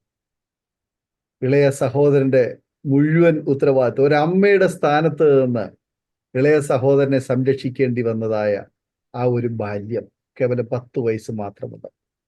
പിന്നത്തേതില് വിദേശത്തായിരുന്നതായ വാത്സല്യ പിതാവ് യേശുവിന് വേണ്ടി ജീവിതം സമർപ്പിച്ച് ഒരു ദൈവമകനായി തീരുന്നു. സുവിശേഷ വേലയോടും ആത്മീയ ജീവിതത്തോടുള്ളതായ ആ ഒരു വെറുപ്പ്, ഒരു വിദ്വേഷം ആ യൗവനത്തിൽ അത് പ്രത്യക്ഷപ്പെട്ടു, സ്വാഭാവികമായ കാര്യം. പക്ഷെ പിന്നത്തേതിൽ കർത്താവിന് വേണ്ടി തുടർമാനമായുള്ളതായ ആ ഒരു ആത്മീയ അന്തരീക്ഷത്തിൽ ദൈവത്തിന്റെ വചനമനുസരിക്കുവാൻ, കൽപ്പനകളെ അനുസരിക്കുവാൻ, ദൈവത്തിന്റെ ഒരു മകനായി തീരുവാൻ, സമർപ്പിക്കുവാൻ ഒക്കെ ഇടയായി തീർന്നു. അപ്പോൾ നമുക്ക് സ്വാഭാവികമായിട്ട് നമ്മളൊരു സേഫ് സോണിൽ എത്തി എന്ന് തോന്നാം. എന്നാൽ കർത്താവിന്റെ ദാസൻ തന്നെ ഇടയ്ക്ക് സൂചിപ്പിക്കുകയുണ്ടായി, പലരുടെയും ഒരു തെറ്റിദ്ധാരണയാ, ദൈവവേദനായി തീർന്നു കഴിഞ്ഞാൽ എല്ലാം ശരിയായി. ക്രിസ്തീയ ജീവിതം പട്ടുമെത്തയല്ല, അത് മുള്ളുമെത്തയാണെന്നുള്ള കാര്യം ഓർപ്പിച്ചു. പിന്നെ മുള്ളുമെത്തയുടെ ഒരുപാട് അനുഭവങ്ങൾ ജീവിതത്തിലേക്ക് കടന്നു വരികയാണ്. മുള്ളുമെത്ത എന്ന് പറഞ്ഞു കഴിഞ്ഞാൽ കിടന്നാൽ നമുക്ക് ഒരിക്കലും സുഖമുണ്ടാകുന്ന ഒരു അനുഭവമല്ലല്ലോ. മെത്തയില് കിടക്കുക എന്ന് പറയുന്നത് മനുഷ്യന് ഒരാശ്വാസത്തിന് വേണ്ടിയാണ്. പലപ്പോഴും ക്രിസ്തീയ ജീവിതത്തിലേക്ക് ഒരാൾ വരുന്നത്, അല്ലെങ്കിൽ യേശുവിനെ സ്വീകരിക്കുന്നത്, ആ കഷ്ടതയൊന്ന് മാറി, ബുദ്ധിമുട്ടൊക്കെ ഒന്ന് മാറി ജീവിതത്തിൽ ഒരു സന്തോഷവും സമാധാനവും അനുഭവിക്കുക എന്നുള്ള ഉദ്ദേശത്തോടു കൂടിയാണ്. പക്ഷേ ഈ അനുഭവത്തിലേക്ക് വന്നതിന് ശേഷം വീണ്ടും കഷ്ടതയുടെ മേൽ കഷ്ടത, പ്രയാസങ്ങൾ, ബുദ്ധിമുട്ടുകളൊക്കെ ജീവിതത്തിൽ കടന്നു വരുവാൻ ഇടയായിട്ട്, അപ്പോഴും അവിടെ അനുഭവിച്ചറിഞ്ഞതായ ആ കർത്താവിന്റെ സ്നേഹം, ആ ക്രൂശിൽ കിടക്കുമ്പോഴും, ക്രൂശിൽ ഒരു വശത്ത് കിടക്കുന്നതായ കള്ളൻ യേശുവിനെ നിന്ദിക്കുകയും ത്യജിക്കുകയും ഉപേക്ഷിക്കുകയും ചെയ്യുമ്പോൾ, മറുവശത്ത് കിടന്നവൻ അങ്ങ് രാജ്യത്വം പ്രാപിച്ചു വരുമ്പോൾ എന്നെ ഓർത്തുകൊള്ളണമേ എന്ന് അവൻ പറയുന്നുണ്ട്. രണ്ട് തലമ. നമുക്കൊരു പ്രയാസമുണ്ടാകുമ്പോൾ, നമ്മുടെ ജീവിതത്തിൽ തകർച്ച ഉണ്ടാകുമ്പോൾ, ഒരുപക്ഷെങ്കിൽ നമ്മൾ ദൈവത്തിന്റെ നാമത്തെ ദുഷിക്കുവാൻ, എനിക്കിതൊക്കെയാണോ, ഈ കഷ്ടത എന്തിനു ഞാൻ സഹിക്കണം എന്നുള്ള ഒരു ചോദ്യം ഉണ്ടാകാം. പക്ഷെ മറുവശത്ത് അങ്ങ് രാജ്യത്വം പ്രാപിച്ചു വരുമ്പോൾ എന്നെ ഓർത്തുകൊള്ളണമെന്നുള്ളതായ ആ കള്ളന്റെ ആ പ്രാർത്ഥനയ്ക്ക് മറുപടി കർത്താവ് പറഞ്ഞത്, ഇന്ന് നീ എന്നോടുകൂടെ പറുദീസായിൽ ഇരിക്കും. നാളെ അല്ല, ഇന്ന് നീ എന്നോടുകൂടെ പറുദീസായിൽ. കഷ്ടതയിൽ കിടക്കുമ്പോൾ, ക്രൂശിൽ കിടക്കുമ്പോൾ, ആ ഒരു സമർപ്പണം, ആ ഒരു ആഗ്രഹം. ക്രൂശിലാണെങ്കിലും ഞങ്ങളെ കേൾക്കുന്ന മാന്യ പ്രേക്ഷകരെ, നിങ്ങൾ കടന്നു പോകുന്ന നിങ്ങളുടെ കഷ്ടതയുടെ, തകർച്ചയുടെ, തീച്ചൂളയുടെ അനുഭവങ്ങളൊക്കെ ഒരു പക്ഷേ നിങ്ങളുടെ ജീവിതത്തിൽ ഉണ്ടാകാം. ക്രൂശിലായിരിക്കുന്ന അനുഭവങ്ങൾ ഒരു പക്ഷേ ഉണ്ടായിരിക്കാം. പലരും എന്നെ പ്രാർത്ഥനയ്ക്കായിട്ട് വിളിക്കാറുണ്ട്. ഞങ്ങൾ രക്ഷിക്കപ്പെട്ടു, സ്നാനപ്പെട്ടു, പക്ഷെ അന്ന് തുടങ്ങിയതാണ് കഷ്ടതയെന്ന്. അന്ന് തുടങ്ങിയതാണ് കഷ്ടത. പലരും വിളിച്ചിട്ട് പറയും, ഞങ്ങൾ രക്ഷിക്കപ്പെട്ടു 15 വർഷത്തിന് മുമ്പ്, സ്നാനപ്പെട്ടു കുറെ വർഷങ്ങളായി, ഇപ്പൊ പള്ളിയിലും പോകുന്നില്ല, പ്രാർത്ഥനയ്ക്കും പോകുന്നില്ല, വിശ്വാസത്തിൽ പോകുന്നില്ല, ഒന്നുമില്ല, എങ്ങും അല്ലാത്ത അവസ്ഥ. കാരണം എന്താന്ന് ചോദിച്ചു കഴിഞ്ഞാൽ, ആ ക്രൂശെ കിടന്ന ആ മറ്റേ കള്ളനെ പോലെ കർത്താവിനെ അങ്ങ് ഉപേക്ഷിച്ചു, അത്രയേ ഉള്ളൂ. അതുകൊണ്ട് ഇന്നും രക്ഷപ്പെടാൻ കഴിഞ്ഞിട്ടില്ല. എന്നാൽ രണ്ടാമത്തെ കള്ളൻ പറയുക, അവിടുന്ന് തന്നെ ഓർത്തുകൊള്ളണം. ഞങ്ങളെ ശ്രവിക്കുന്ന മാന്യ പ്രേക്ഷകരെ, ക്രിസ്തീയ ജീവിതത്തിൽ ഒരുപാട് ഓപ്പണിങ്ങുകൾ നമ്മുടെ ജീവിതത്തിൽ ഉണ്ടാകുന്നത് ആ കഷ്ടതയിലൂടെ നമ്മൾ ഇറങ്ങിപ്പോകുമ്പോഴാണ്. ചില തകർച്ചകളിലൂടെ, ചില പണിയപ്പെടേണ്ടുന്ന ചില അനുഭവങ്ങളിലൂടെ നമ്മൾ കയറി ഇറങ്ങുമ്പോൾ ചില ഭാഗങ്ങളൊക്കെ മാറ്റേണ്ടതായിട്ട് വരും. ചില വിഷയങ്ങളൊക്കെ നമ്മുടെ ജീവിതത്തിൽ ഉപേക്ഷിക്കേണ്ടതായിട്ട് വരും. ചിലതൊക്കെ തകരപ്പെടേണ്ടതായിട്ട് വരും. കാരണം നമ്മുടെ ആത്മാവിന്റെ വീണ്ടെടുപ്പ് മാത്രമേ ഇതുവരെ നടന്നിട്ടുള്ളൂ. ശരീരത്തിന്റെ വീണ്ടെടുപ്പ് നടന്നിട്ടില്ല. അതുകൊണ്ട് ശരീരത്തിന്റെ വീണ്ടെടുപ്പ് നടക്കുന്നത് വരെയും ഈ ശരീരത്തിന് ഒരുപാട് പ്രത്യാഘാതങ്ങൾ നേരിടേണ്ടതായിട്ട് വരും. നമ്മുടെ ആത്മാവിനൊരു കേടും കൂടാതെ ദൈവം നമ്മളെ സൂക്ഷിക്കും. നമ്മുടെ ആത്മാവിനൊരു ദോഷവും കൂടാതെ കർത്താവ് നമ്മളെ സൂക്ഷിക്കും. അതുകൊണ്ട് നാം എന്തു ചെയ്യണം?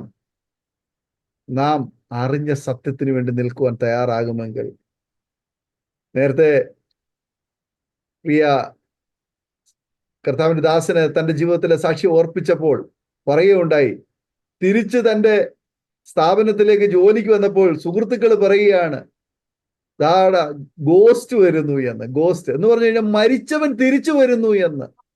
മരിച്ചവൻ തിരിച്ചു വരുന്നു എന്ന്. മനുഷ്യന്റെ ദൃഷ്ടിയിൽ, വൈദ്യശാസ്ത്ര പ്രകാരം, ലോകപ്രകാരം ഇനി ഒരു ജീവിതമില്ല. ഒരു ട്രക്കിന്റെ മുൻപാകെ ആ വാഹന അപകടത്തിൽപ്പെട്ട് തകർന്ന് നുറുങ്ങി തരിപ്പണമായി, ലങ്സിലൊക്കെ വാരിയല്ലുകൾ, 10 വാരിയല്ലുകൾ ഒടിഞ്ഞ് മുറിപ്പെട്ടവനായി, കൈയൊക്കെ ഒടിഞ്ഞു തകർന്ന്, ഷോൾഡർ ഒടിഞ്ഞു തകർന്ന്, കാലൊടിഞ്ഞു തകർന്ന് ഒരു ജീവശവമായിട്ട് കിടക്കുമ്പോൾ അതുവഴി ഒരു ദൈവദാസൻ കടന്നു പോകുന്നു. ദൈവത്തിന്റെ ആത്മാവ് അദ്ദേഹത്തോട് പറയുന്നു, പോയി ആ വ്യക്തിക്ക് വേണ്ടി പ്രാർത്ഥിക്കാൻ. ആരാണെന്ന് എന്താണെന്ന് ഒന്നും അറിയത്തില്ല. ദൈവത്തിന്റെ ആത്മാവ് ആ അബോധാവസ്ഥയിൽ കിടക്കുന്ന വ്യക്തിയുടെ ജീവന് വേണ്ടി പ്രാർത്ഥിക്കാൻ പറയുന്നു. ആ ദൈവദാസൻ പോയ ആ വ്യക്തിയുടെ ജീവന് വേണ്ടിയാണ് പ്രാർത്ഥിച്ചത്. ഞാൻ ശ്രദ്ധിച്ചു. ദൈവം തന്ന ജീവനെ ദൈവത്തിന്റെ അറിവോടെ അനുവാദത്തോടെ അല്ലാതെ എടുക്കാൻ ആർക്കും പറ്റത്തില്ല. എത്ര വലിയ അപകടമായാലും, ചതഞ്ഞൊടിഞ്ഞ് ഏതവസ്ഥയിലായിരുന്നാലും, സ്തോത്രം, ജീവനെ തന്നവന് മാത്രമേ ജീവൻ എടുക്കാൻ പറ്റുള്ളൂ. ശരീരത്തിന് ചില പ്രയാസങ്ങളൊക്കെ ഒരു പക്ഷേ കടന്നു വന്നേക്കാം. സാമ്പത്തിക ബുദ്ധിമുട്ടുകൾ, ബാധ്യത, രോഗങ്ങൾ, ദുഃഖങ്ങൾ, മരണം, വേർപാട് ഒക്കെ നമ്മുടെ ജീവിതത്തിൽ കടന്നു വരാം. പക്ഷെ അതിലൊന്നും തളർന്നു പോകരുത്, ക്ഷീണിക്കരുത്, നിരാശിതരാകരുത്. ദൈവത്തിന് നിങ്ങളെ കൊണ്ട് ആവശ്യമുണ്ട്. ദൈവത്തിന് നിങ്ങളെ രക്ഷിപ്പാൻ കഴിയും. ദൈവത്തിന് നിങ്ങളെ പൂർണ്ണമായി രക്ഷിപ്പാൻ കഴിയും. ആകയാൽ വിശ്വസിക്കൂ, പ്രാർത്ഥിക്കൂ, ധൈര്യത്തോടുകൂടി ഈ വചനങ്ങൾ നിങ്ങൾ ഏറ്റുപറയൂ. യേശുവേ, അങ്ങക്ക് എന്നെ രക്ഷിപ്പാൻ കഴിയും. സങ്കീർത്തനം 34:10 ബാലസിംഹങ്ങളും ഇര കിട്ടാതെ വിശന്നിരിക്കും യഹോവയെ അന്വേഷിക്കുന്നവർക്കോ ഒരു നന്മയ്ക്കും മുടക്കം വരികയില്ല. സ്തോത്രം. നാം ക്ഷീണിച്ചു പോകുവാൻ ദൈവം അനുവദിക്കത്തില്ല. നാം ദൈവത്തെ അന്വേഷിക്കുന്നവരായിരിക്കണം. ദൈവത്തെ അന്വേഷിക്കുന്നവരായിരിക്കണം. കാരണം കർത്താവ് തന്റെ പുത്രനായ യേശുവിനെ ഈ ഭൂമിയിൽ പിതാവായ ദൈവം അയച്ച് തന്റെ സ്നേഹം, തന്റെ ജീവൻ നമുക്ക് ദാനമായി തന്നു. നമ്മെ അന്വേഷിച്ചു വന്നു, നമ്മുടെ അടുക്കലേക്ക് വന്നു. നാം തേടിപ്പോയതല്ല. പക്ഷേ ആ രക്ഷ അനുഭവിച്ച നമ്മുടെ ഉത്തരവാദിത്തമാണ്, നമ്മെ ഏൽപ്പിച്ചിരിക്കുകയാണ് നാം ആ കർത്താവിന്റെ പാതയെ പിൻപറ്റുക. ആ മുള്ളും കല്ലും നിറഞ്ഞതായ ആ പാതയിലൂടെ യാത്ര ചെയ്യുമ്പോൾ നമ്മുടെ ജീവിതത്തിൽ ചില വേദനകളും മുറിപ്പാടുകളും ഒക്കെ ഒരു പക്ഷേ വന്നേക്കാം. പക്ഷെ നമുക്ക് തന്നതായ ആത്യന്തികമായ ആ ലക്ഷ്യം കൈവിട്ടു പോകും. നിത്യതയാണ് ലക്ഷ്യം. നമുക്ക് തന്നിരിക്കുന്നത് നിത്യതയാണ്, നമ്മുടെ ആത്മാവിന്റെ രക്ഷയാണ്. ആകയാൽ അത് നഷ്ടപ്പെടാതെ നമുക്ക് അവസാനത്തോളം കാത്തു സൂക്ഷിക്കുവാൻ സർവകൃപാലുവായ ദൈവം അരോമ ടിവിയുടെ ഓരോ പ്രേക്ഷകരെയും സഹായിക്കട്ടെ എന്ന് ഞങ്ങൾ ആഗ്രഹിക്കുന്നു, ആശംസിക്കുന്നു, പ്രാർത്ഥിക്കുന്നു. ഒരു നിമിഷം നമ്മുടെ കണ്ണുകളെ അടയ്ക്കാം, ഹൃദയങ്ങളെ ഏകാഗ്രമാക്കാം, ദൈവത്തിന്റെ പ്രാർത്ഥനയോട് അടുത്ത് വരാം. കർത്താവേ, ഞാനിതായി എന്നെ തന്നെ സമർപ്പിക്കാം. എൻ്റെ കുടുംബത്തെ, എൻ്റെ ബിസിനസ്സിനെ, എൻ്റെ വിഷയങ്ങളെ, എൻ്റെ രോഗത്തെ, എൻ്റെ എല്ലാ വിഷയങ്ങളെയും കർത്താവെ അങ്ങയുടെ കരങ്ങളിലേക്ക് ഫലമേൽപ്പിക്കുന്നു. നിങ്ങൾ ഒരു നിമിഷം പ്രാർത്ഥിക്കും. നമുക്കൊരു നിമിഷം എല്ലാവരും സ്തോത്രം ചെയ്ത് പ്രാർത്ഥിച്ചാണ്. നാം ഒരുമിച്ച് സ്തോത്രം ചെയ്ത് പ്രാർത്ഥിക്കുമ്പോൾ അരോമ ടിവിയുടെ പ്രേക്ഷകർക്ക് വേണ്ടിയിട്ട് കർത്താവിന്റെ ദാസൻ ലൂക്ക് ഫിലിപ്പ് അവർ ഈ സമയം നമ്മെ പ്രാർത്ഥനയിൽ സഹായിക്കും. പ്രാർത്ഥിക്കും. പ്രാർത്ഥിക്കാം. പരിശുദ്ധ പിതാവേ, കർത്താവെ, ഞങ്ങൾ അങ്ങ് സ്തുതിക്കുന്നു, സ്തോത്രം ചെയ്യുന്നു. ഞങ്ങൾക്ക് തന്ന നല്ല അവസരത്തിനായിട്ട് സ്തോത്രം. കർത്താവെ, പ്രത്യേക അരോമ ടി വി ഒരുക്കിയ ഈ നല്ല അവസരത്തിനായിട്ട് സ്തോത്രം. അനേകർക്ക് ക്രിസ്തുവിനെ മനസ്സിലാക്കുവാൻ തക്കോണം കർത്താവിന്റെ ദാസൻ പാസ്റ്റർ ജോൺ ഡാനിയൽ ഏർപ്പെടുത്തിയിരിക്കുന്ന ഈ എല്ലാ ക്രമീകരണത്തിനായിട്ട് സ്തോത്രം ചെയ്യും. കർത്താവ് നിന്റെ മനെ ധാരാളമായിട്ട് അനുഗ്രഹിക്കണം. ഞങ്ങളെ ശ്രവിച്ച വചനങ്ങൾ, കർത്താവ് ഞങ്ങൾ കേട്ട സാക്ഷ്യങ്ങൾ ഞങ്ങളുടെ ജീവിതത്തിൽ അനുഗ്രഹത്തിന് ഇടയാക്കി തരണം. കർത്താവ്, പ്രേക്ഷകരായിരിക്കുന്നവരെ എല്ലാവരും പ്രാർത്ഥിക്കുന്നു. ആരെങ്കിലും തന്റെ ജീവിതത്തിൽ ഭാരത്താലോ പ്രയാസത്താലോ നെടുവീർപ്പാലോ ഈ സമയത്ത് ബുദ്ധിമുട്ടുണ്ടെങ്കിൽ കർത്താവ് ദൈവത്തിന്റെ വചനം ക്രിയ ചെയ്യുമാറാൻ കർത്താവ് ഹൃദയത്തിലേക്ക് ഇറങ്ങിച്ചെന്ന് കർത്താവ് പരിശുദ്ധാത്മ ഈ സമയത്ത് ക്രിയ ചെയ്യുന്ന കർത്താവ് നിരാശകളെയൊക്കെ മാറ്റണം കർത്താവ്, ഭാരങ്ങളെ മാറ്റണം കർത്താവ്. കർത്താവ് കൂടെ ഉണ്ടെങ്കിൽ കർത്താവ് സകലതും കഴിയും, ഒരു വിടുതൽ ലഭിക്കുമെന്നുള്ള പ്രത്യാശയോടെ കർത്താവ് മുന്നേറുവാൻ സഹായിക്കണം. കർത്താവ് കേട്ട വചനങ്ങൾ ജീവിതത്തിന് അനുഗ്രഹമായി തീരുവാൻ കർത്താവെ പ്രിയ മക്കളെ സഹായിക്കണം. അടിയനും കേട്ടവർക്ക് ഒരുപോലെ കർത്താവ് സാക്ഷ്യം അനുഗ്രഹത്തിന് ഇടയാക്കി തരുന്നു. കർത്താവ് ആരെങ്കിലും ഈ സമയത്തും കർത്താവ് മുറിപ്പാടാൽ, കർത്താവ് ഭാരത്താൽ, ദീനത്താൽ, കർത്താവ് ഭൗമികമായ നന്മകളുടെ പ്രയാസത്താൽ കർത്താവ് ബുദ്ധിമുട്ടുന്നുണ്ടെങ്കിൽ എന്റെ കർത്താവ് വെളിപ്പെടുമാറാണ്. കർത്താവ് പത്രോസിനോട് പറഞ്ഞ പോലെ കർത്താവ് വല മാറ്റി വീശുക, കർത്താവിന്റെ വാക്കിനനുസരിച്ച് വല വീശുവാൻ ദിവസങ്ങൾ അനേകരെ ഒരുക്കുമാറാണ്. കർത്താവ് വലിയൊരു വിടുതൽ കാണുവാൻ കർത്താവ് സഹായിക്കണം. അരോമ ടി വി ഞങ്ങളോട് പ്രാർത്ഥിക്കുന്നു. കർത്താവ് ഈ ചെയ്യുന്ന ശുശ്രൂഷ അനേകർക്ക് അനുഗ്രഹമായി തീരുവാൻ ഇടയാക്കും. കർത്താവ് ധാരാളമായിട്ട് അനുഗ്രഹിക്കണം. കർത്താവിന്റെ ദാസനെയും കുടുംബത്തെയും കർത്താവെ ധാരാളമായിട്ട് അനുഗ്രഹിക്കുമാറാൻ. കർത്താവ് അനുഗ്രഹിക്കപ്പെട്ട കർത്താവ് അനേകരെ നേടുവാൻ തക്കോണം നിന്റെ മകനെ കണ്ടിരിക്കാൻ സ്തോത്രം ചെയ്യുന്നു. കർത്താവ് അവിടെ നിങ്ങളുടെ പ്രാർത്ഥന കേട്ടാൽ സ്തോത്രം ചെയ്യുന്നു. സ്വയം ക്രിസ്തുവേശുവിന്റെ പരിശുദ്ധമായ നാമത്തിൽ തന്നെ ആമേൻ. വളരെ നന്ദി കർത്താവിന്റെ ദാസൻ ലൂക്ക് ഫിലിപ്പ് അവർ ഇത്രത്തോളം സമയം അനുഗ്രഹിക്കപ്പെട്ട ജീവിതത്തിലെ നല്ല അനുഭവങ്ങളും ഓർമ്മകളും അരോമ ടിവിയിലെ പ്രേക്ഷകരോടൊപ്പം പങ്കുവയ്ക്കുവാൻ സമയം വേർതിരിച്ചതിന് കർത്താവിന്റെ ദാസനുള്ളതായ നന്ദി, സ്നേഹം അറിയിക്കുന്നു. ദയവായി കർത്താവ് ധാരാളം അനുഗ്രഹിക്കുമാറാകട്ടെ. അതുപോലെ തന്നെ ഞങ്ങളെ കേട്ടുകൊണ്ടിരുന്ന മാന്യ പ്രേക്ഷകരുള്ളതായ നന്ദി, സ്നേഹവും ഞങ്ങൾ അറിയിക്കുന്നു. ഈ സാക്ഷ്യം നിങ്ങൾക്ക് അനുഗ്രഹമായി തീർന്നെങ്കിൽ തീർച്ചയായിട്ടും നിങ്ങളുടെ പ്രിയപ്പെട്ടവർക്ക്, സുഹൃത്തുക്കൾക്ക് ഷെയർ ചെയ്ത് കൊടുക്കൂ. അവർ കേട്ട് അനുഗ്രഹിക്കപ്പെട്ട് അതിലൂടെ ദൈവനാമം മഹിമപ്പെടുവാനിടയായിത്തീരും. അതുപോലെ തന്നെ നിങ്ങളുടെ വിലയേറിയ അഭിപ്രായങ്ങളും നിർദ്ദേശങ്ങളും കമന്റ് ബോക്സിൽ നിങ്ങൾക്ക് രേഖപ്പെടുത്താവുന്നതാണ്. സ്ക്രീനിൽ കാണുന്ന വാട്സാപ്പ് നമ്പറിൽ ഞങ്ങളെ അറിയിക്കാവുന്നതാണ്. നിങ്ങളുടെ പ്രാർത്ഥനാ വിഷയങ്ങൾ ഞങ്ങളെ അറിയിക്കൂ. ഞങ്ങൾ നിങ്ങൾക്ക് വേണ്ടി പ്രാർത്ഥിക്കാം. അടുത്ത അനുഗ്രഹിക്കപ്പെട്ട ഒരു സാക്ഷ്യവുമായി വീണ്ടും കാണുവരെയും എല്ലാ പ്രിയപ്പെട്ടവർക്കും goodbye. God bless you all. ആമേൻ.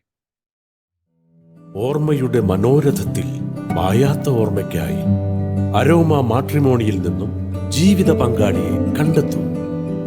നിങ്ങൾ ഒരു ക്രിസ്തീയ ജീവിത പങ്കാളിയെ അന്വേഷിക്കുകയാണോ? അതോ മക്കൾക്ക് അനുയോജ്യമായ ഒരു തക്ക തുണയ്ക്ക് വേണ്ടി പ്രാർത്ഥിക്കുന്ന വ്യക്തിയാണോ? എങ്കിൽ അരോമ മാട്രിമോണി നിങ്ങൾക്ക് വേണ്ടിയാണ്. ഇന്നു തന്നെ സൗജന്യമായി രജിസ്റ്റർ ചെയ്യൂ. അരോമ മാട്രിമോണിയുടെ പ്രത്യേകതകൾ: രജിസ്ട്രേഷൻ തികച്ചും സൗജന്യം. ലോകത്തെവിടെയുമുള്ള അനുയോജ്യമായ ക്രിസ്തീയ ജീവിത പങ്കാളിയെ തിരഞ്ഞെടുക്കാം. വിവാഹം നടക്കുന്നതുവരെ സർവീസ് ലഭിക്കുന്നു.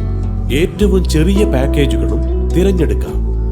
അരോമ മാട്രിമോണി നിങ്ങൾക്കായി ഒരുക്കുന്നു വിവാഹം പരമാനന്ദം. Email aroma matrimony2020@gmail.com